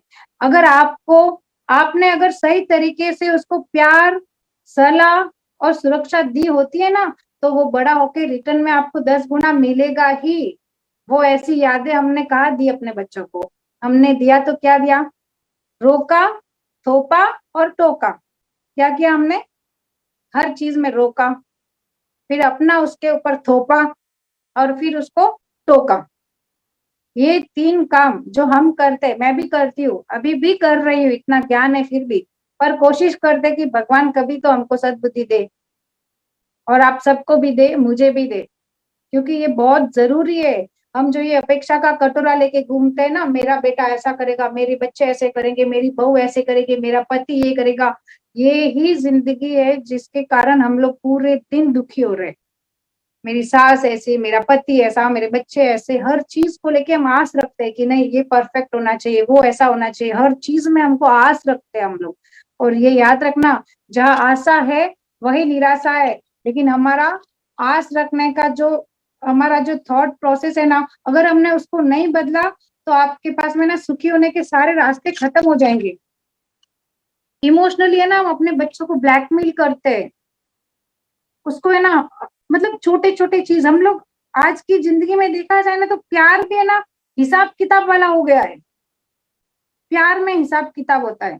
अनकंडीशनल लव करना है ना, भगवान ने हमको बोला है निस्वार्थ प्रेम करो, पर हम क्या कर रहे हैं? निस्वार्थ प्रेम करना आता है किसी को? जिसका ये हार्ट चक्र है ना डैमेज होता है ना, वो निस्वार्थ प्रेम नहीं कर सकता। अगर कोई भी निस्वार्थ प्रेम नहीं कर पाना ना, अपने हार्ट चक्र की हीलिंग करना। जो इंसान अपने हार्ट चक्र को हीलिंग करेगा ना, उसको है ना निस्वार्थ प्रेम की, करुणा की, दया की भावना आएगी। फिर वो दया करेगा, सम्मान देगा, आदर करेगा, तो वो ऐसा नहीं सोचेगा किसी की मैंने इसके ऊपर ये एहसान किया। ये तेरा स्वभाव है। नदी बहती है, झरने बहते, हर चीज, हर एक दुनिया हमको दे रही है, तो हमको भी क्या करना चाहिए? निस्वार्थ प्रेम करना चाहिए। सिर्फ गिव गिव और गिव। ये सारे ना हम मतलब आपको जो भी अगर समझ में जितना आ रहा है उतना आप ट्राई करना और देखना कि हम क्या है। ये कहीं ये वाली पेट्रोल की टंकियां हमारे अंदर तो नहीं है, हमारे दुख के ये कारण तो नहीं है। क्या हम दूसरों की वजह से दुखी है? अगर रियल में आप अगर आप दूसरे की वजह से दुखी हो, तो अपने आप को जरूर परखना। जीवन दुख नहीं है, अज्ञानता दुख है। जीवन दुख नहीं है, अज्ञानता दुख है। हमारे गुरुजी तो बोलते हैं आप जागृति में रहो, आप जाग जाओ, भाग जाओ, परमात्मा के वचनों को स्वीकार लो। जैनिज्म में हम पैदा हुए, जैन धर्म में पैदा हुए, परमात्मा महावीर स्वामी ने जो बोला है ना, अगर हमने वो भी मान लिया होता तो हमारे दुख के कारण कोई होते ही नहीं। 8 कर्म को कैसे क्षय करना, कैसे 18 पापों से हमको बचना, ये सारी चीजें जैनिज्म में बचपन से सीखी, पर अब तक हमने उसको फॉलो नहीं किया। इसीलिए हमारे पास हर बार दुख ही आता है। ये जो 5 पेट्रोल की टंकियां आपको हमने बोली है ना, इमेज क्रिएशन, नॉन एक्सपेक्टेशन, आदर्शवादी स्केल, आइडियोलॉजिकल स्केल, अपेक्षा का कटोरा, जैसा बीज वैसा भविष्य। ये 5 टॉपिक अगर आपको समझ में आ जाए तो आप अपनी लाइफ में यू टर्न करके अपनी लाइफ में खुशियां ही खुशियां ला सकते हो। अगर ये समझ में आएगा ना, तो हमको किसी के भी कुछ भी बोलने पर हमारे मन की परिस्थिति नहीं बदलनी चाहिए, इतना हमको स्ट्रांग होना है।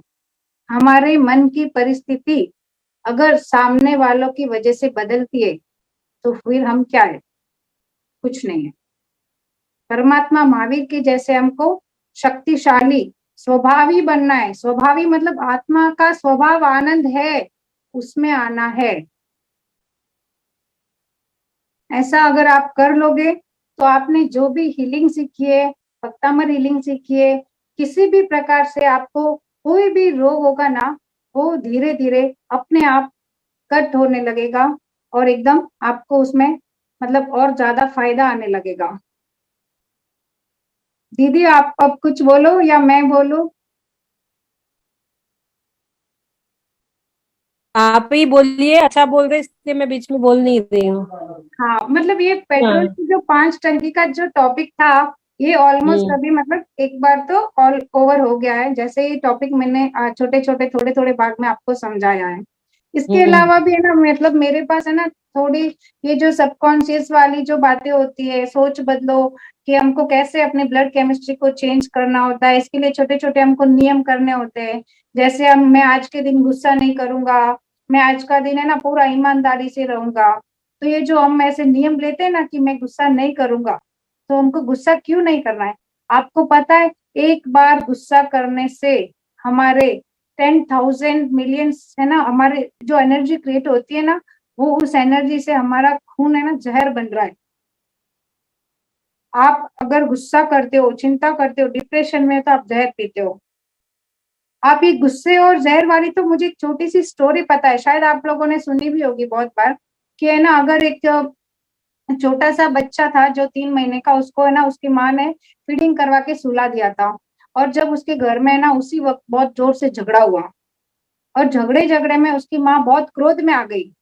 क्रोध में आने के कारण जब उसको पता चला कि वो मतलब जग गया बच्चा आवाज आवाज में, और वो क्रोध में आके एकदम भयंकर क्रोध में जग गया बच्चा, तो उसको जाके उसने फीडिंग करवा दी। और जैसे ही उसको दूध पिलाया, विद इन 10 मिनट्स बच्चा खत्म।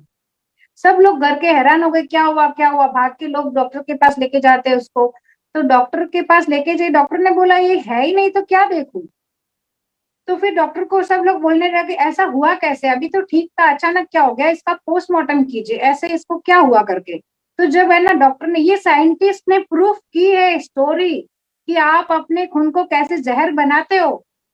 ये मुझे साइंटिस्ट का नाम याद नहीं है, बट ये साइंटिस्ट ने प्रूफ किए। तो वहां पे डॉक्टर ने जब उस बच्चे का पोस्टमार्टम किया ना, तो पता चला कि 20-25 मिनट पहले उस बेटे ने जहर पिया है। अब ये 3 महीने का बच्चा जहर कहाँ पिएगा। सोच सकते हो जहर कहाँ से आया, उसकी माँ के दूध से उसको जहर मिला। तो ऐसे जो है ना हमको सिखाया जाता है कि जब आप खाना बनाते हो, आप पानी छानते हो, आप अपने पानी के घड़े भरते हो, तो आपको अपनी वाइब्रेशंस कैसी रखनी चाहिए। आप अगर क्रोध में आके खाना बना रहे हो, चिंता में आप खाना बना रहे हो, दुखी होके खाना बना रहे हो, तो देखो आप दुख में हो, आप दुख है तो आपको खुद तो आप जहर पी रहे हो, लेकिन साथ में पूरे परिवार को आप जहर बना के दे रहे हो। आप जो रोटी दोगे, जो सब्जी दोगे, जो भी खाना दोगे, उस पूरे में क्या मिला रहे हो, चिंता, क्रोध, डिप्रेशन, टेंशन। वो फैमिली वाले लोग भी सारे फिर बीमार पड़ेंगे। आप अपने अपने परिवार में, दोस्तों में रिसर्च करना, जिसके घर की लेडी एकदम आनंद और मस्ती में खाना बनाती है ना, उसका परिवार एकदम सुखी और संपन्न रहता है, रोगी नहीं होता। लेकिन जो लेडी खाना बनाते टाइम एनी टाइम दुखी, चिंता, क्रोध, गुस्सा, तो वो परिवार में सारे लोग एक ना एक दिन धीरे धीरे बीमारियों का शिकार होंगे, क्योंकि वो खाना नहीं है, वो जहर है, वो स्लो पॉइजन है। तो ये छोटी छोटी चीजें, जब आप खाना बनाओ, पानी छानो, पानी के घड़े भरो, कभी भी पानी की ग्लास में हाथ में लो तो उसको मतलब थैंक यू बोलो, प्रणाम करो, अच्छी वाइब्रेशन डालो और अपने बच्चों को दो। बच्चों के लिए बॉटल भर रहे हो, पानी डालते टाइम अगर आपका थॉट्स प्रोसेस में क्या चल रहा है, वो सारा पानी ऑब्जर्व करता है। पानी के ऊपर बोलने के लिए बहुत कुछ है, क्योंकि एक पानी ही हमारी पूरी दुनिया का परिवर्तन कर सकता है। सिर्फ पानी से बड़ी बीमारियां ठीक होती है। इसके लिए पानी में जो भी मैसेज डालो, खाने में जो भी मैसेज डालोगे, वैसा ही आपका परिवार बनेगा। तो आप अपने परिवार को क्या दे रहे हो, भगवान का प्रसाद बना के दे सकते थे, अपने घर पे गंगा जल बना सकते थे, गंगा से जल लाते और बोलते चलो बीमार वाले को पिलाओ वो ठीक हो जाएगा। तो क्यों ना अपना घर का पानी गंगा जल बनाए। अपने घर के पानी को भी हम गंगा जल बना सकते हैं ना। कैसे बनाएंगे, उसको अच्छे वाले वाइब्रेशंस दे के आनंद में रहोगे ना हर पल, तो अपने घर का पूरा एनवायरमेंट चेंज हो जाएगा। आपका खाना भगवान का प्रसाद बनेगा। परमात्मा के गीत गाते गाते, परमात्मा के भक्ति के गीत सुनते सुनते अगर आप खाना बनाते हो, तो उसमें वाइब्रेशंस भी परमात्मा के जाएंगे। तो ऐसे मतलब क्रोध की वजह से वो बच्चा मतलब मर गया, उसको जहर मिला पीने में। तो जो हमारा जो खाना है वो क्या है, जहर है या अमृत है, ये जरूर सोचना अपने लिए, अपने परिवार के लिए।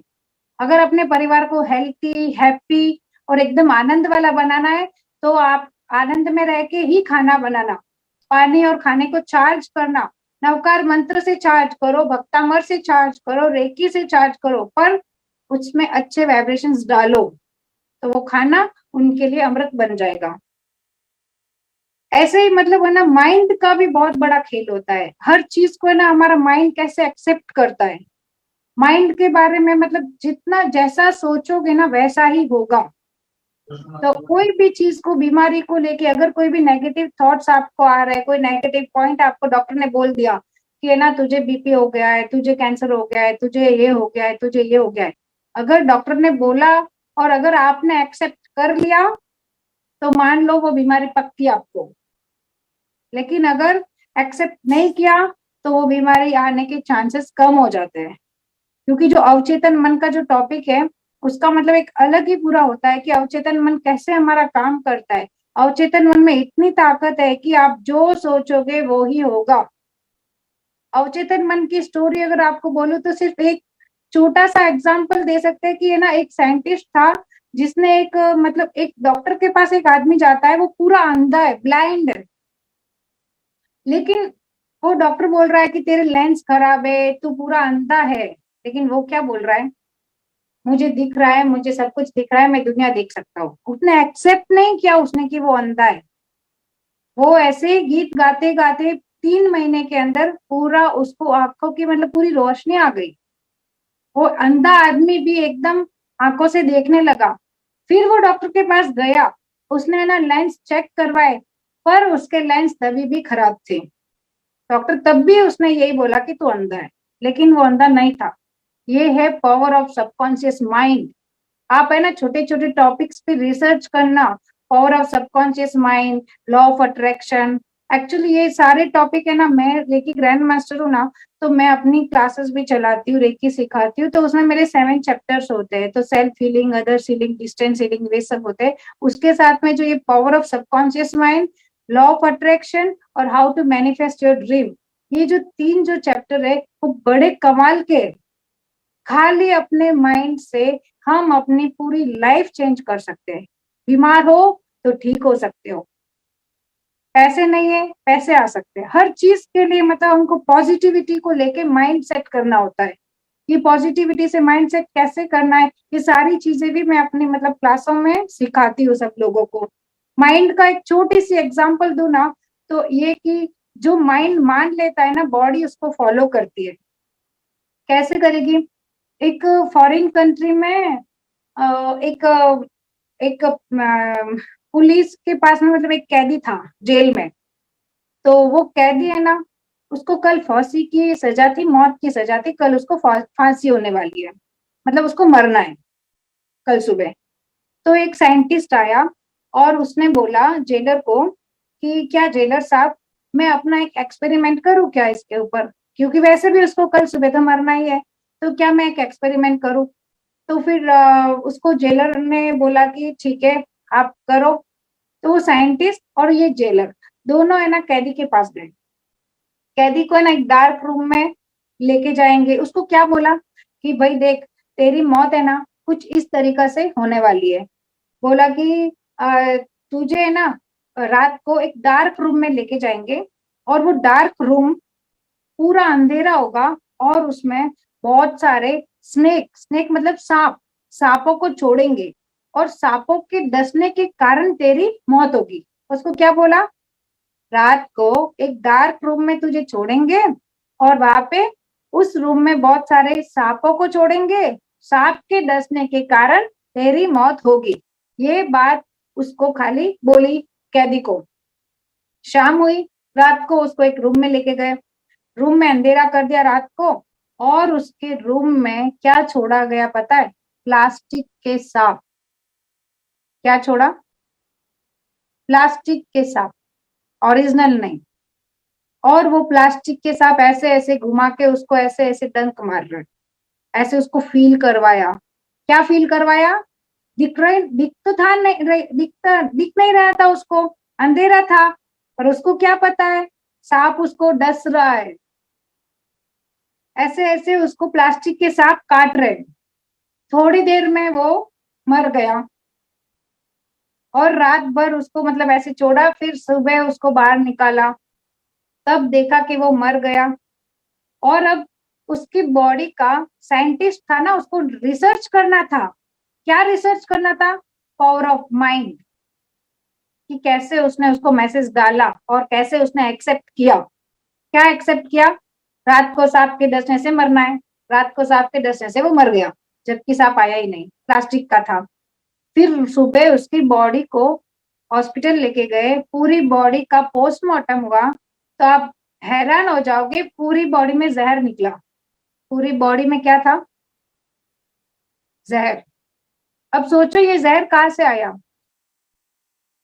ये उसके माइंड ने क्रिएट किया। याद रखना, जो माइंड मान लेता है बॉडी उसको फॉलो करती है। क्या बोला? जो माइंड मान लेता है बॉडी उसको फॉलो करती है। उसने सिर्फ माना था कि मुझे सांप खाएगा, मैं मर जाऊंगा, और वो प्लास्टिक के सांप के टच करने से ही मर गया, और उसकी पूरी बॉडी में जहर निकला। ये है पावर ऑफ सबकॉन्शियस माइंड। इसलिए कभी भी किसी भी चीज को लेके, नेगेटिविटी को लेके माइंड में एक्सेप्ट कभी मत करना। अगर आपने माइंड में एक्सेप्ट कर लिया ना कि हाँ डॉक्टर बोला ये बीमारी आ गई, ये ऐसा हो गया, ऐसा हो गया, ऐसा हो गया, नो, आप मत स्वीकारो उसको, माइंड में उसको लो ही मत। आप सिर्फ उसके ऊपर फोकस करो जो आपको चाहिए। Just focus what you want, never focus what you don't want. Just focus what you want, never focus what you don't want. ऐसे मतलब बहुत सारे छोटे छोटे एग्जाम्पल्स, छोटे छोटे टेक्निक्स है कि हमारे सबकॉन्शियस माइंड में कितनी ताकत है, हम कुछ भी कर सकते हैं। ये चीजें आपको इसलिए बताई है क्योंकि आप सारे के सारे लोग भक्तामर हीलिंग वाले, रेकी हीलिंग वाले हो। तो हीलिंग के साथ में अगर अपने आप को पॉजिटिविटी में लाया, अपने माइंड को पॉजिटिविटी में सेट कर दिया और अपने मन में अगर आनंद का अगर आपको फ्लो आ गया, तो फिर आपकी बीमारियों को जानने के लिए कोई भी मतलब टाइम नहीं लगेगा, फटाफट सारी बीमारियां जाएगी। यही मुझे आपको आज समझाना था कि आप अपनी बीमारियों को निकालने से पहले बीमारियों के कारणों को निकालना, कि कैसे हम जहर पी रहे, जहर दिख नहीं रहा आपको कि मैं जहर पी रहा हूं ना, आपके हाथ में कोई कटोरा है, लेकिन आप जहर पी रहे हो 24 घंटे। तो प्लीज इस जहर को पीने से रुकना और अपने आप को हेल्थी, हैप्पी और आनंदमय बनाना। यही मेरी शुभकामनाएं दीदी। बहुत अच्छा, बहुत ही सुंदर। रेखा जी ने छोटी छोटी बातों को बहुत अच्छा बनाया और बहुत अच्छे से बताया। एक बार हम लोग भी एक प्रोग्राम में गए थे, जो बताया ना कि सर्प डाल दिए, और ये एक बार एक प्रोग्राम में गए थे, वहां पर सामने हमारी टेबल पर फूल रखे थे। वो फूल जो थे, गुलदस्ता रखा रहता है ना टेबल पे, कहीं प्रोग्राम हो रहा है, तो वो जो एक लेडीज हमारे साथ बैठी थी, वो कहने लगी ये उठाओ उठाओ, इन फूलों को उठाओ, मुझे तो खुजली होने लगी, मुझे फूल क्यों? तो बोले मुझे फूलों की एनर्जी है, उठाओ उठाओ। तो बोले फूलों का गुलदस्ता उठाओ। तो वो कहने लगा, जो उठाने आया, बोले मैम ये फूलों का गुलदस्ता नहीं है, ये तो कागज के फूल है। तो जैसे ही बताया गया कि कागज के फूल है, उसकी खुजली और एलर्जी बिल्कुल ठीक हो गई। तो मतलब उनने माइंड में क्या मान लिया कि मुझे फूल की एनर्जी है, मुझे फूलों की एनर्जी। अब जबकि वो फूल जो थे वो क्या थे, वो कागज के फूल थे, कोई सही के फूल नहीं थे। जब हम माइंड में ऐसे मान लेते हैं, जो रेखा जी ने बताया, तो फिर वो ही आपकी बॉडी क्रिएट करती है, वैसे ही फॉलो करेंगे आपकी बॉडी, जैसे आपने सोच लिया। ये बहुत अच्छी बात, छोटी छोटी बातें, 5 पेट्रोल टैंक के हिसाब से जो इमेज क्रिएशन, अस्वीकृति का भाव और एक्सेप्टेशन वगैरह जो बताया कि अपेक्षा, ये जो 5 प्रकार के पेट्रोल की टंकी बताई, वो भी बहुत बढ़िया। जो कुछ भी है सब हमारे अंदर ही है। हमारा जो शरीर है, 5,68,99,584 रोग का पिटारा है। सारे रोग हमारे अंदर ही है। फिर भी हम क्या कह रहे हैं कि उसके वजह से मुझे ये हो गया, इसके वजह से मुझे ये हो गया। कुछ नहीं होता। किसी लड़की को घर अच्छा नहीं मिला, वो पति खराब है, वो सास ऐसी है, वो नंद ऐसी है, वो बच्चा ऐसा है, वो मेरा पक्ष नहीं लेता, ऐसे सारे दिन हमारे पास फोन आते रहते, इसलिए हम बता रहे हैं, सारे दिन हमारे पास ऐसे फोन आते रहते। अरे भाई, ये सब कुछ तेरा ही कमाया हुआ है, जो तुझे वापस मिल रहा है। कोई कुछ नहीं कर रहा, हमारे ही पूरब के कर्म है, जो कैसेट लपेटी थी वो खुल रही है, बस। कुछ भी चीज इसमें नहीं है। जो चीज हमें मिली पूरब के कर्म की वजह से मिली है। कोई सांस कुछ नहीं करेंगी, कोई नन नहीं। प्यार बांटोगे तो प्यार मिलेगा, जो देंगे वो ही वापस है। एक बहू ने एक बार अपने पापा को फोन लगाई कि मेरी सास बहुत परेशान करती, कुछ ऐसी दवाई दो, ये दिन भर बोलते रहती है, ताकि इसको गूंगी हो जाए। उसके पापा डॉक्टर थे।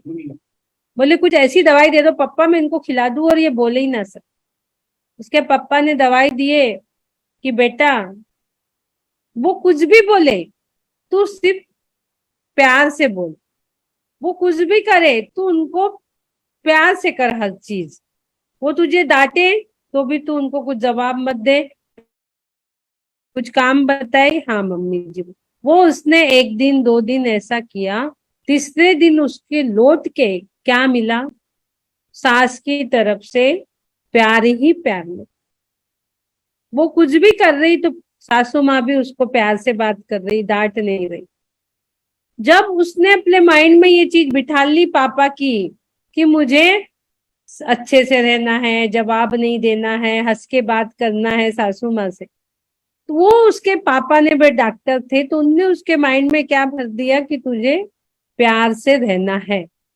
बस उसने वो शुरू किया और उसकी बॉडी ने वैसा काम करना प्रारंभ करा और सामने से भी उसको प्रति उत्तर में प्यार ही मिला। क्या थी ये दवाई? कोई गोली, कोई टैबलेट था। जो आपने दिया वो ही सामने से आपको मिला।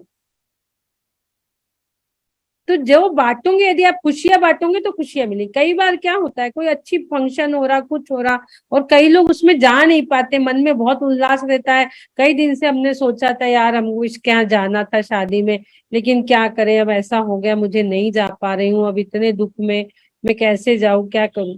तो ये क्या है, कभी ना कभी आपने भी उसकी खुशी छीने थे, जो उसने आज आपकी खुशियां छीन ली। इसलिए खुशियां बांटो, प्यार बांटो, आनंद बांटो, तो आपको बदले में प्रेम, प्यार, शांति, सुख, समृद्धि सब प्राप्त होगा। टिट फॉर टैट, जैसा दोगे वैसा ही आएगा। आपने यदि गुस्सा दिया तो वापस गुस्सा ही मिलेगा। जैसा खाए अन्न वैसा होए मन। अभी इन्होंने जो बात बताई कि खाना बनाते समय आनंद में रहो, भजन सुनो, ये छोटी छोटी चीजें हैं, लेकिन इसका इफेक्ट आपके जीवन में बड़ा बड़ा है। ये एक छोटा सा कार्य है कि आप भजन लगा के खाना बनाओ या आनंद में खाना बनाओ, लेकिन आपके परिवार में यदि 25 सदस्य है तो वो खाना 25 सदस्य को आनंदित कर रहा है। यानी आपकी इतनी सी सोच, इतना सा थॉट प्रोसेसिंग आपका कितना बड़ा बन गया, 25 लोगों को आनंद में बना दिया आपने यदि आनंद में भोजन। और वही भोजन आप बनाते समय इतने सारे लोगों का मुझे खाना बनाना पड़ रहा है, रोज रोज मुझे ही बनाना पड़ता है, कोई मेरा साथ नहीं देता। यदि आपने थोड़े भी भाव कलुषित किए तो आपने 25 लोगों के भाव कलुषित कर दिए, खुद को बीमार कर दिए अपने घर के। जैसा खाए अन्न वैसा होवे मन, जैसा पिए पानी वैसी निकले वाणी। पानी का भी इन्होंने बताया, पानी को भी थैंक यू बोलो फिर पियो। आप 2 पौधे रख रहे हो, एक पौधे में सादा पानी डालो, एक में मंत्रित जल डालो, रोज का गंधोदक अभिषेक बसता है वो उस पौधे में डालो, या पौधे में पानी डालते समय नवकार मंत्र बोलो। आप देखोगे वो पौधा इतना ग्रीन और इतना अच्छा हो जाता है। आप करके देखो। 2 गिलास है, एक में थैंक यू बोलो और एक में आप उसको 2 गिलास में पानी रखो, एक में आप थैंक यू बोलो और एक में आप उसको कुछ बुरा शब्द बोल दो।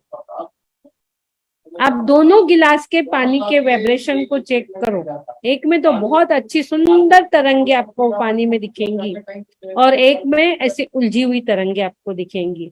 उसकी पूरी ग्रंथियां जो थी पानी की वो सब पूरी क्या हो गई, एक में उलझ गई, क्योंकि हमने उसमें जो वाइब्रेशन डाले वो कैसे गलत वाइब्रेशन डाले। पूरा खेल वाइब्रेशन का है। मन वचन काया की जो प्रवृत्ति है उसे योग कहते हैं। हमारे मानसिक, कायिक और वाचिक एकाग्रता हमारी बनी रहे। मन वचन काय हमारे कंट्रोल में हम धीरे धीरे करें। किसी का कुछ शुरू है क्या? 1 मिनट। तो हम जो भी क्रियाएं करें मन से, वचन से और काया से तोल मोल के बोल, सोचो फिर उसको करो। करने के बाद सोचने से कोई फायदा नहीं है। तो ऐसी छोटी छोटी प्रकार की चीजें 5 टैंक के माध्यम से रेखा जी ने हमें बताई। आपने और कई बार सुने भी होंगे। पर हम भूल जाते हैं, तो बीच में मोबाइल को चार्ज तो करना ही पड़ता है ना। ऐसे ही हमारा जीवन है, वापस कोई नया व्यक्ति आता है, हमें फिर वो चीजें बताता है और हमारे सोच को चार्ज करके चला जाता है।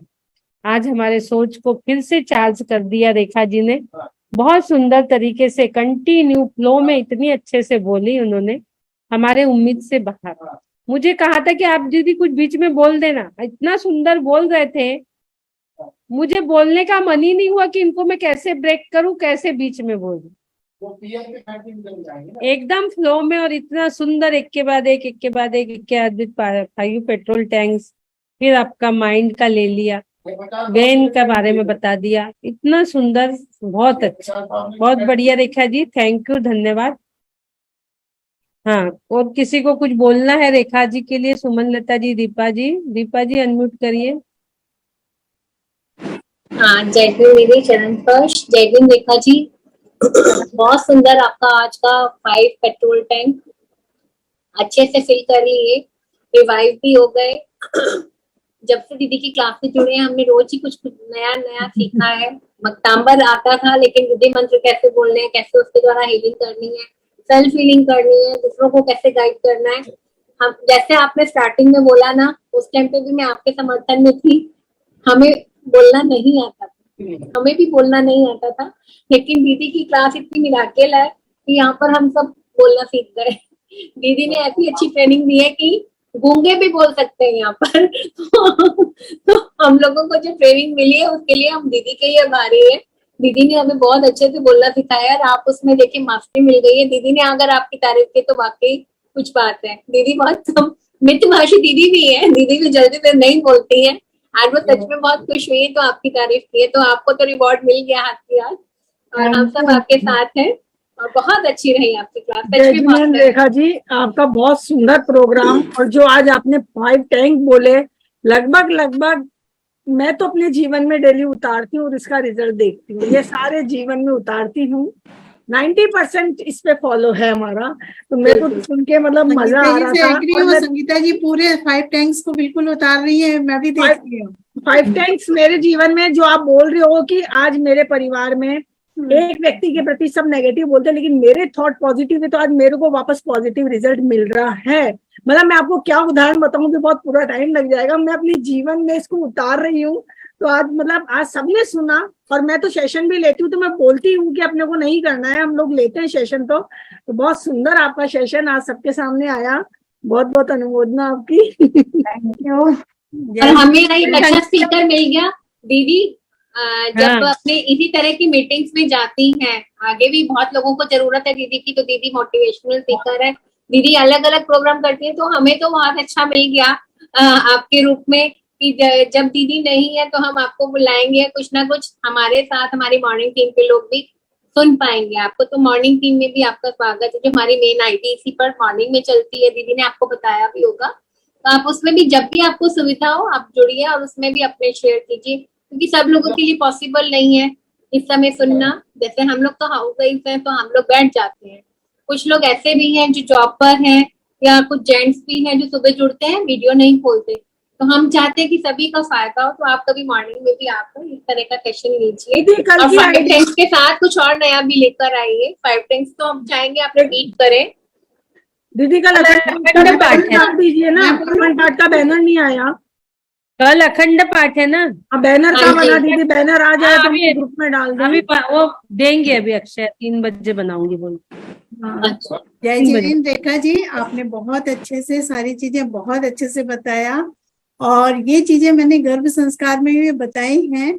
और दूसरी बात, जो आपने वो स्टोरी सुनाई थी, उसको पूरा डिटेल में मैंने पूरा सुनाया था गर्भ संस्कार के सेशन में, कि आप लोगों को किसी भी तरीके से गुस्सा नहीं करना। और मैंने ये भी बताया था कि जिस समय आप गुस्सा करते हैं, तो जो बच्चे के जो हर पल 1 मिलियन न्यूट्रॉन्स बन रहे होते हैं ब्रेन के, वो उतनी देर के लिए स्टॉप हो जाते हैं, हाँ, उतनी देर के लिए रुक जाते हैं। तो जितनी देर आप गुस्सा करेंगे या आप शोक मनाएंगे या रोएंगे, उतनी देर के लिए आपके बच्चे का डेवलपमेंट रुक जाएगा। तो हाँ, बिल्कुल ये चीज जो है आपने बताया, मुझे बहुत अच्छा लगा, बहुत अच्छे से आपने सारी चीजें बताई।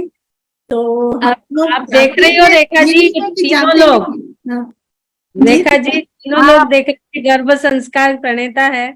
नहीं हमारा दीदी, आपने बहुत बड़ी बात बोल दी।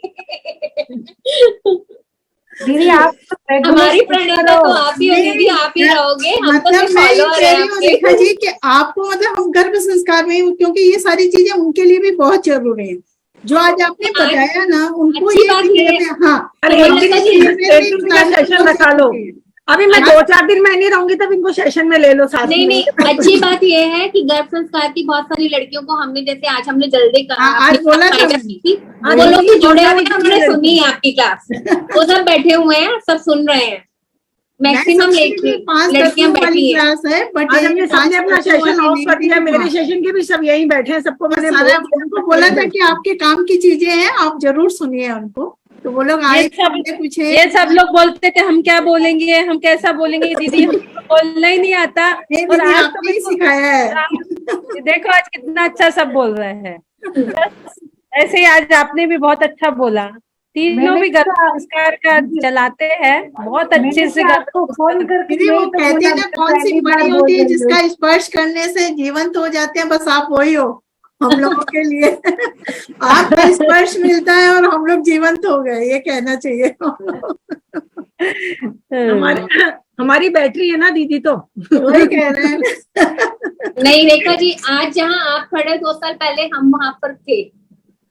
2 साल पहले हम भी वहीं थे जहाँ आज आप हो। लेकिन हाँ, आप बहुत फाइन कलर्स के साथ निकल के आए और बहुत जल्दी निकल के आए हो। हमें 2 साल की मेहनत के बाद हम यहाँ बैठे हैं।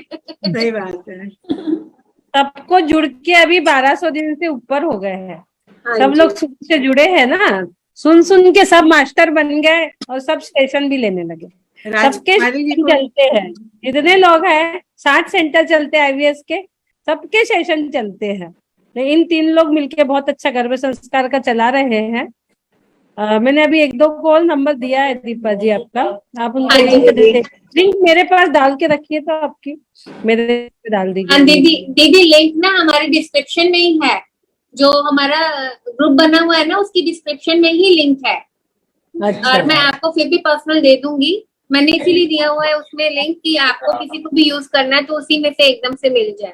आपका नंबर दे दो रेखा जी। 9494 एक मिनट 9494 2979 15। Thank you. 9494 सभी को सुन के बहुत अच्छा लगा। 7915। राजकुमारी जी भी बहुत दिनों के बाद जुड़ी हैं आज तो। हाँ, वही बोल रही हूँ। जय जिनेंद्र। जय जिनेंद्र। अभी एक्चुअल में हम लोग का यहाँ कलकत्ता में नया मंदिर बना है ना, जैन मंदिर। अच्छा। तो विशा श्री माता जी आई हुई है, तो 48 दिन का भक्तामर चल रहा है। मैं तो दर्शन करके आई थी विशा श्री माता जी आप के। पता है, आप अर्चना दी, मेरे को पता ही नहीं चला, मैं सोची फोन करूंगी, जब तक पता चला आप निकल गई। विशा श्री माता जी के साथ अभी फोटो फिर 18 तारीख को आऊंगे अभी दर्शन करने। 18 तारीख हमको मिलना है आपसे। हाँ, सुबह मिलेंगे क्योंकि सुबह मेरी फ्लाइट आएंगी ना, तो मैं पहले वहीं जाऊंगी, क्योंकि वहाँ एयरपोर्ट के पास ही है ना माता जी। हाँ, तो कब हमारे साथ 18 भाई तारीख को साहब भी सुबह हैं, आएंगे? कीर्ति भाई साहब कुछ बोल रहे हैं। भाई साहब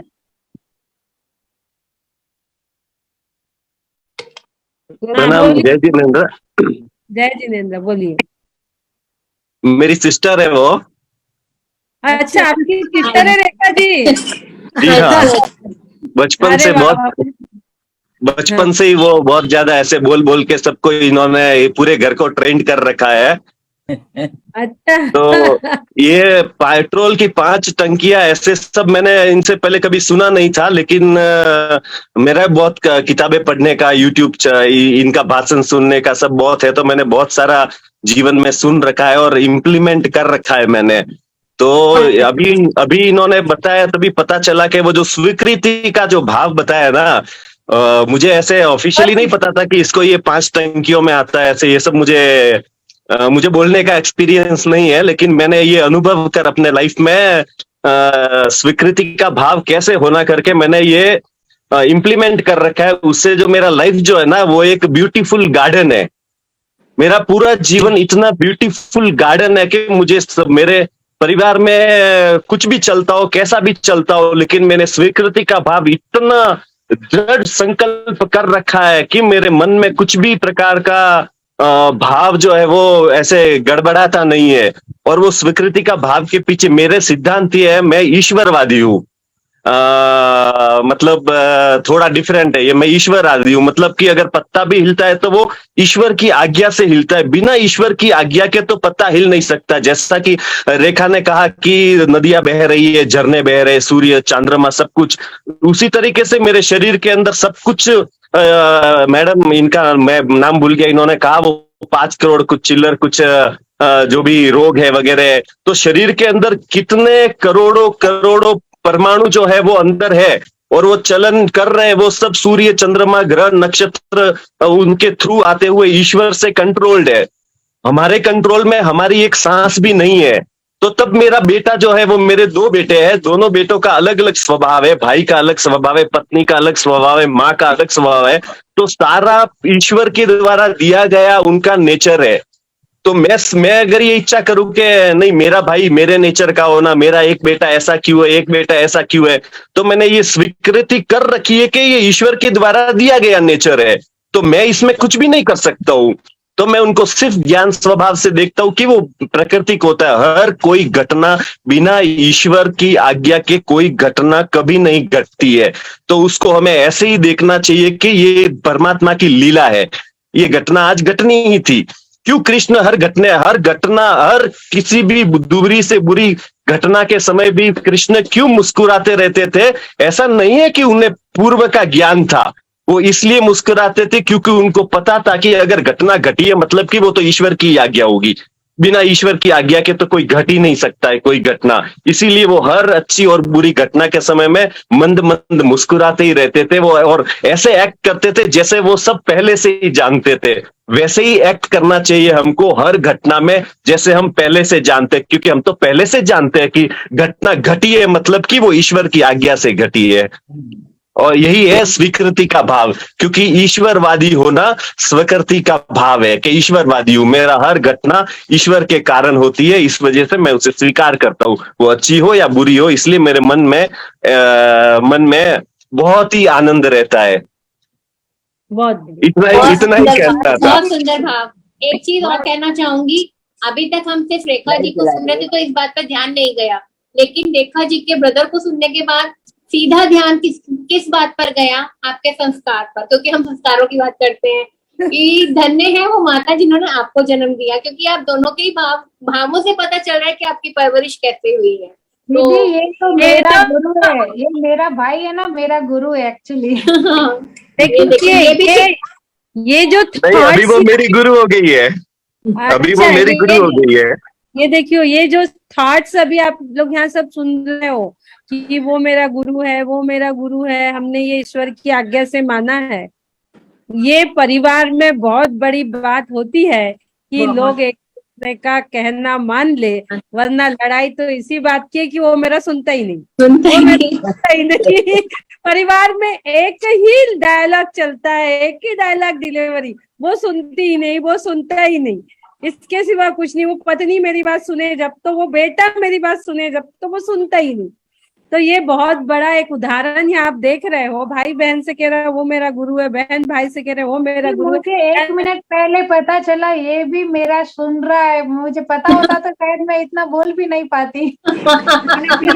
इसीलिए मैंने अपना वीडियो म्यूट करके रखा था क्योंकि इसका ध्यान भटक जाएगा। नहीं, उन्होंने बीच में मैसेज किया था ना, इसलिए आपको पता चला हुआ, मैसेज देखा था। सबसे पहला चैट मैंने ही किया था, नमस्ते करके 1 घंटा पहले कर दिया था। नहीं, आपने बीच में मैसेज किया था बकायदा कि इसका मतलब ये है, एक पूरा मैसेज था, बहुत अच्छा मैसेज किया था आपने।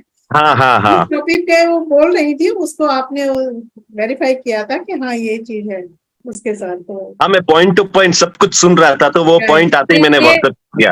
सबसे ज्यादा गुण वाले सभी सुन रहे थे ध्यान से और सभी देख रहे थे, भले ही वो सारी चीजें पहले से पता भी हो तो भी सब सुन रहे थे, क्योंकि ये चीजें ऐसी हैं कि हम जितनी बार भी सुने हमें नया ही लगता है।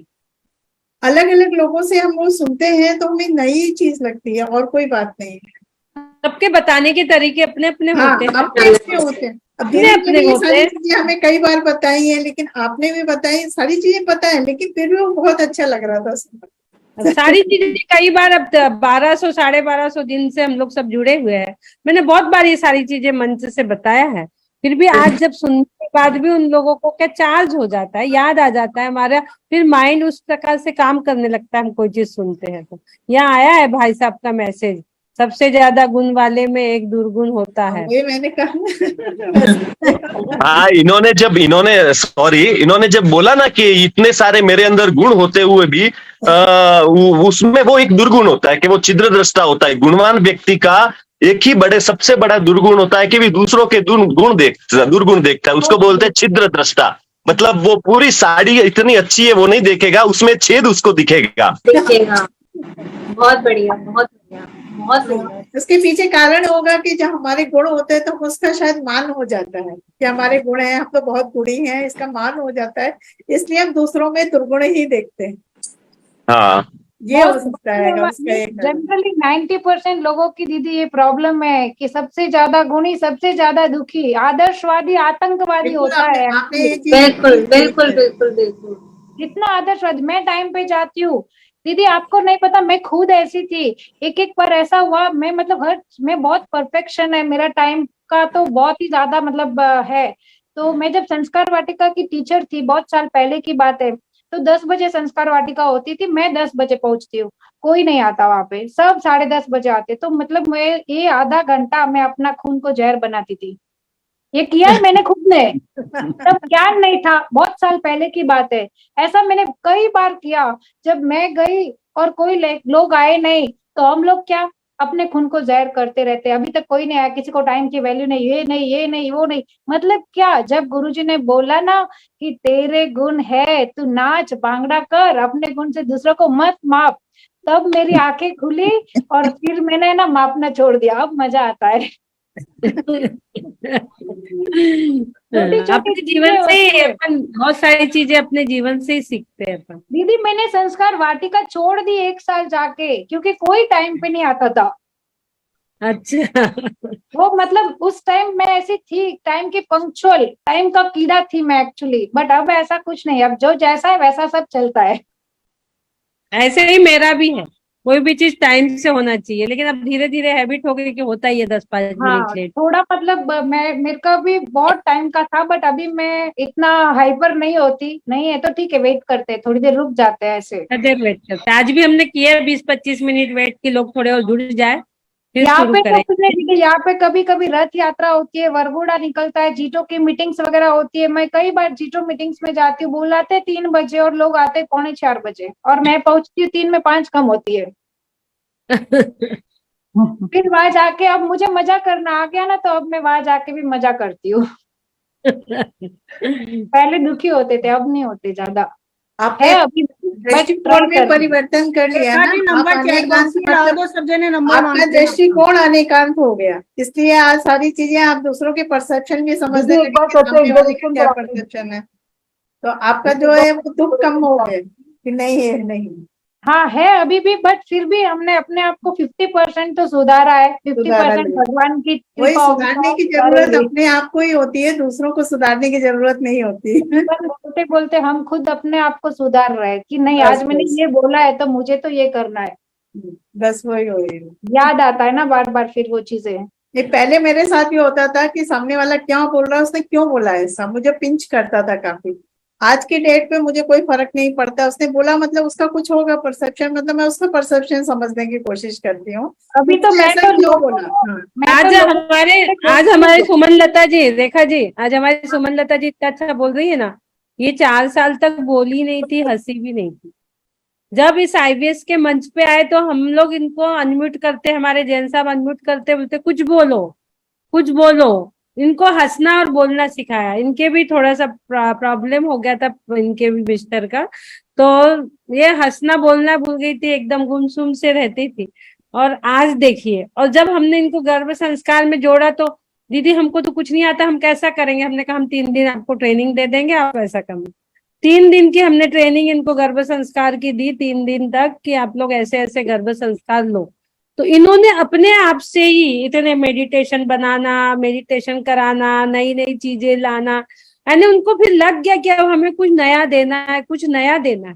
तो इन लोगों ने इतनी सारी चीजें क्रिएट कर ली है गर्भ संस्कार में कि प्रतिदिन इन लोग भी कुछ न कुछ गर्भवती माताओं को नई नई चीजें सुनाना, नई चीजें देना, नए संस्कार डालना, यानी बहुत अच्छा रन कर रहे हैं। इतना अच्छा कि सब लोग ये आपकी एकदम जुड़ कृपा है। के खुश हो मतलब जाते आप ये समझिए कि हम लोग इतना नया देते हैं कि एक ने हम लोगों से कहा था कि आप इतनी सारी चीजें बता रहे हैं तो भगवान कंफ्यूज नहीं हो जाएंगे कि किसको फॉलो कर रहे हैं। हमने कहा भगवान कंफ्यूज नहीं होंगे, बस आप कंफ्यूज मत हो।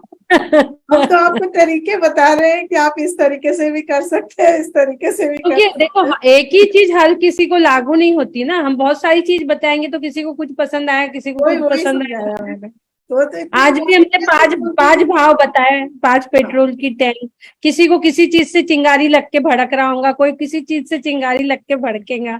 छोटी सी चिंगारी सबको जला देती है ना, तो कोई किसी चीज से, कोई किसी चीज से, मतलब अनेकांतवाद है। जैन धर्म हमारा अनेकांतवाद है। अभी मैंने भी कहा ना हाँ, कि एकांत नहीं, एकांत में नहीं ले सकते उसको। चलिए, ये बहुत सुंदर। पढ़ाते पढ़ाते भी, बताते बताते भी और खुद स्वाध्याय करते करते भी समझ में आ गया कि अपने दृष्टिकोण अनेकांतवाद रखना है, एकांतवाद नहीं रखना है। ये चीज भी अपने आप ही आ बहुत गई। बड़ी बात है कि इतना इनने सीख लिए इस मंच से कि आज कह रहे हैं अपनी दृष्टि को एकांत तो दीदी आपका ही आशीर्वाद है, बाकी तो हम लोग क्या है, कुछ भी नहीं थे। हमने कहा था अस्थि नास्ति रूप रखना कि हाँ ऐसे भी हो सकता है, ऐसे भी हो सकता है, मैं भी गलत हो सकती हूँ, सामने वाला भी सही हो सकता है, मैं भी सही हो सकती हूँ, सामने वाला भी गलत हो। दोनों भाव को लेके चलिए। मैं ही सही हूँ नहीं, सामने वाला भी सही हो सकता है। सुनने की क्षमता जिसके अंदर आ गई ना कि सामने वाला क्या बोल रहा है उसको सुनो, तो बस हो गया। फिर सुनना आ गया यानी आपको फिर बोलना भी आ गया। नहीं दीदी, मेरी सुनना तो सहनशीलता भी आ गई है। पहले सहनशीलता नहीं थी, अभी बहुत सहनशीलता आ गई। हाँ, सहनशीलता सीखी है आपसे। हाँ, तो स्पिरिचुअलिटी में आने के बाद थोड़ी थोड़ी चीजें ये आ जाती। हाँ भाई साहब बोलो। एक पॉइंट देना था मुझे। हाँ बोलो। एक, क्योंकि मैं तो एक स्पीकर नहीं हूँ, आप लोग सब बहुत बड़े बड़े स्पीकर है, तो एक बात जो है वो आपके जरूर थ्रू बहुत सारे लोगों तक पहुंच सकती है। क्योंकि जीवन में कभी, जैसे अपने जीवन में कोई व्यक्ति का बुरा रोल होता है जो हमें दुख दे रहा होता है, तो जो व्यक्ति कोई हमें दुख दे रहा होता है, तब हमको ये मान लेना चाहिए कि मुझे ईश्वर ने यहाँ पे सबसे पहला सिद्धांत यही है कि आपको बनना तो मुक्त है, मतलब मुक्त का मन से मुक्त दशा, सुख और दुख के माध्यस्थ भावों में रहने वाली दशा हमारे जीवन का लक्ष्य है, तभी हमको आनंद झरेगा। तो ये मुक्त दशा का प्राप्ति का ही हमारे जीवन के हर पल आनंद का ही लक्ष्य होना चाहिए। वो लक्ष्य तभी हो सकता है जब हम दुख देने वाले लोगों को भी हम सुख पूर्वक स्वीकार कर सके। और वो कैसे होता है कि जैसे कोई व्यक्ति मेरे जीवन में दुख दे रहा है, तो उसको मैं उसे इस तरीके से लेता हूं कि संसार में वो मुझे घड़ने के लिए आया है। जैसे मैं पत्थर हूं और वो मुझे तराशने के लिए आया है, तराश कर वो मुझे प्रतिमा बनाएगा। तो जैसे कि राम को भी जीवन में अपना जीवन जीने के लिए रावण के लिए, राम को जन्म लेने के लिए एक स्त्री को कैकेयी का रोल लेना पड़ा। तो जब राम ने कैकेयी के प्रति कोई दुर्भाव नहीं रखा, क्यों? क्योंकि भगवान को पता था कि ये सारी लीला में उसे अवतार लेना जरूरी था। तो आपके जीवन में जो भी व्यक्ति ऐसा हो जो आपको दुख दे रहा हो, तो आप उसे भगवान की तरफ से ये समझिए कि ये जीवन में की लीला में ईश्वर ने उसे ये रोल दिया है, इसलिए उसको वो रोल लेना है। इसलिए उसको आपको उसके प्रति करुणा का ही भाव होना चाहिए कि वो जो भी मेरे तरफ नेगेटिव एनर्जी भेजता है, वो मुझे प्रतिमा बनाने के लिए भेजता है, मुझे तराश रहा है, ताकि मेरी तरफ से उसको जो भी वापिस वाइब्रेशन जाएंगे वो पॉजिटिव जाएंगे। मतलब वो मुझे दुख देगा, लेकिन वो मुझे लगकर वो वाइब्रेशन जब उसको वापिस जाएगा, वो उसे पुण्य की प्राप्ति करेगा, क्योंकि वो भगवान बना रहा है मुझे। इस वजह से ये एक अच्छा सिद्धांत है, जिससे हम जो व्यक्ति हमारे जीवन में बुरे होते हैं उनके प्रति हम इतना पॉजिटिव रख सकते हैं, ये सिद्धांत से। एकदम सही मेरा- बोले भैया। मैंने एकदम मैंने सही गुरुजी मैंने गुरुजी आपके जो गुरुजी है एसके जो शर्मा जी, उनको और मैंने बहुत सारे गुरुओं को सुना है, और सुन सुनकर मेरा जो लाइफ है वो एक ब्यूटीफुल गार्डन है। मैंने 90% अपने मन को शांत कर लिया, एक 10% बाकी है, वो तभी हो सकता है जब वो मन बुद्ध का हो जाएगा। वो खाली आप लोगों से आशीर्वाद की आवश्यकता है कि मेरा मन बुद्ध जैसे मन की शांति प्राप्त कर ले। बाकी मैंने 90% शांति प्राप्त कर ली है।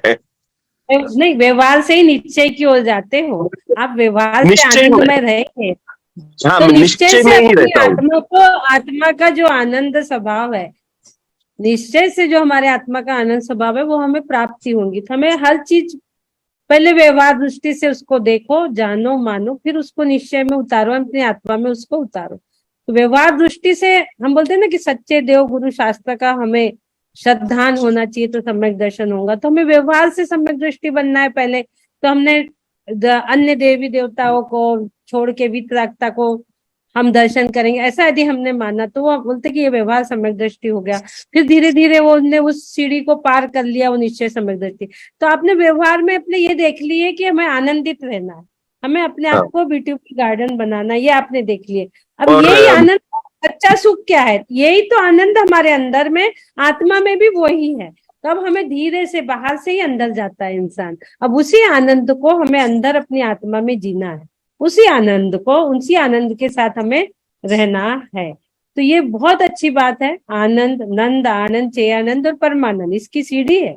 आज आप नंद थे, फिर आनंद में हो गए, फिर चेयानंद कब हो जाओगे, जब अपने आत्म स्वरूप में रमण करोगे। और जब आत्मा स्वरूप में रमण करोगे तो चेयानंद से आप परमानंद तक पहुंच जाओगे। तो बहुत अच्छा टॉपिक, आज एक नया टॉपिक निकला।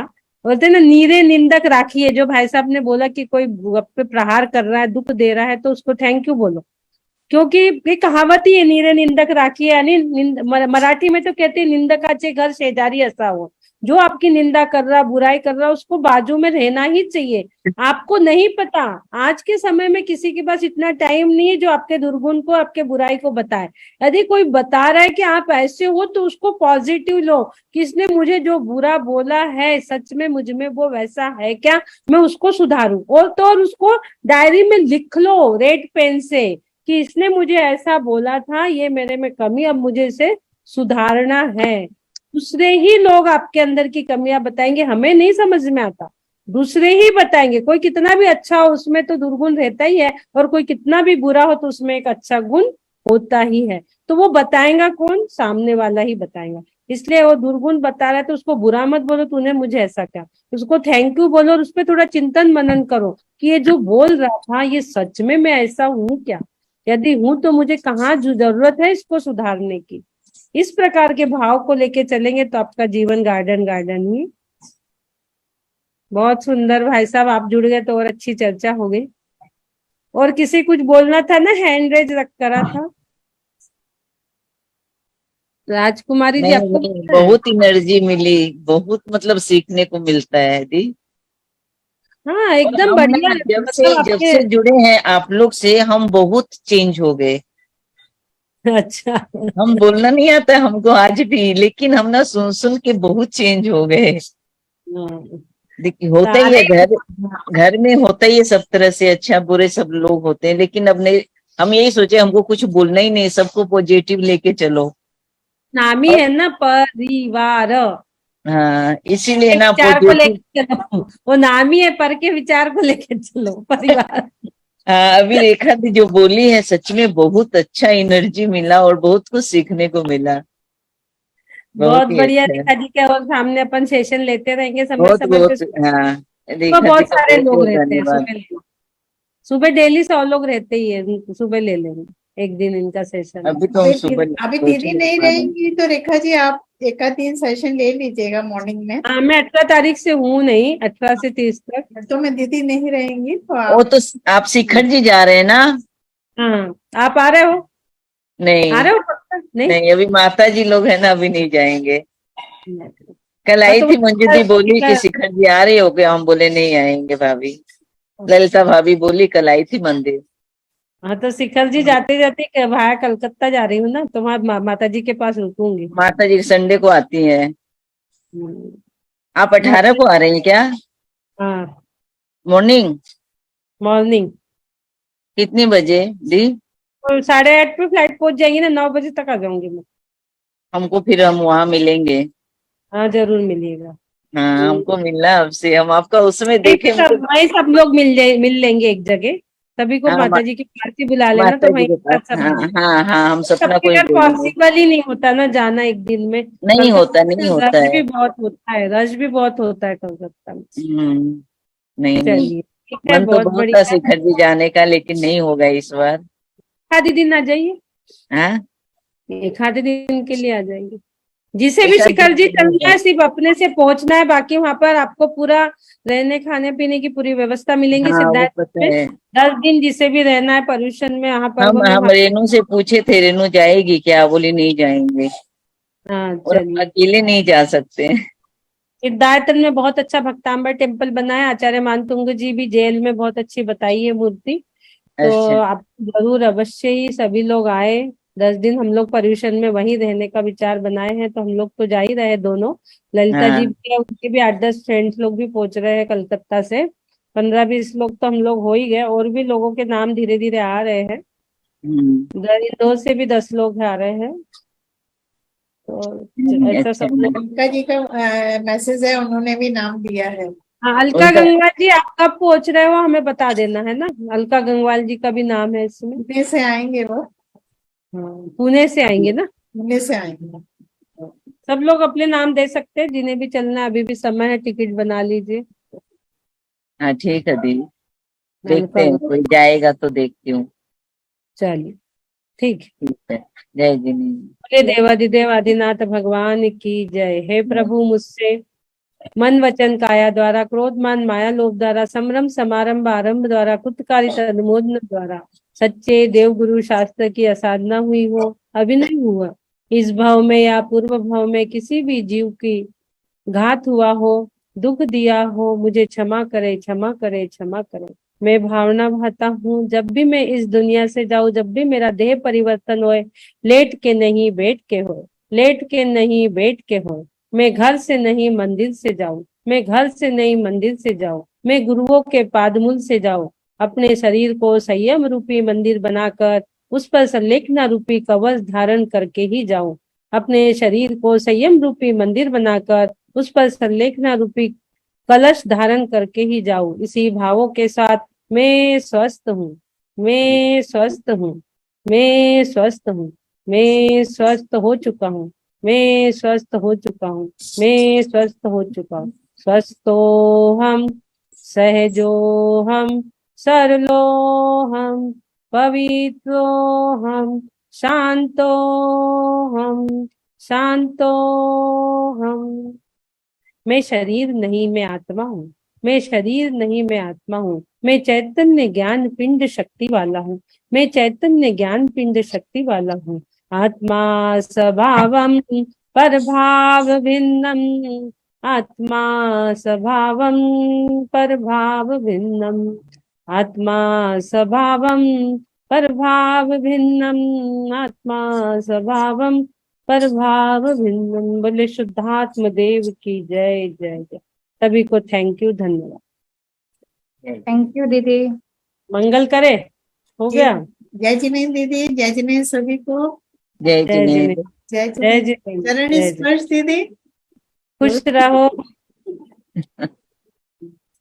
हम लोग को भी आशीर्वाद दीदी। बिल्कुल खुश रहो। हाँ, आगे बढ़ो, जीवन में आगे बढ़ते चलो, धर्म कार्य में लगो, धर्म वृद्धि भाव, स्वस्ति रस्तु। धन्यवाद दीदी।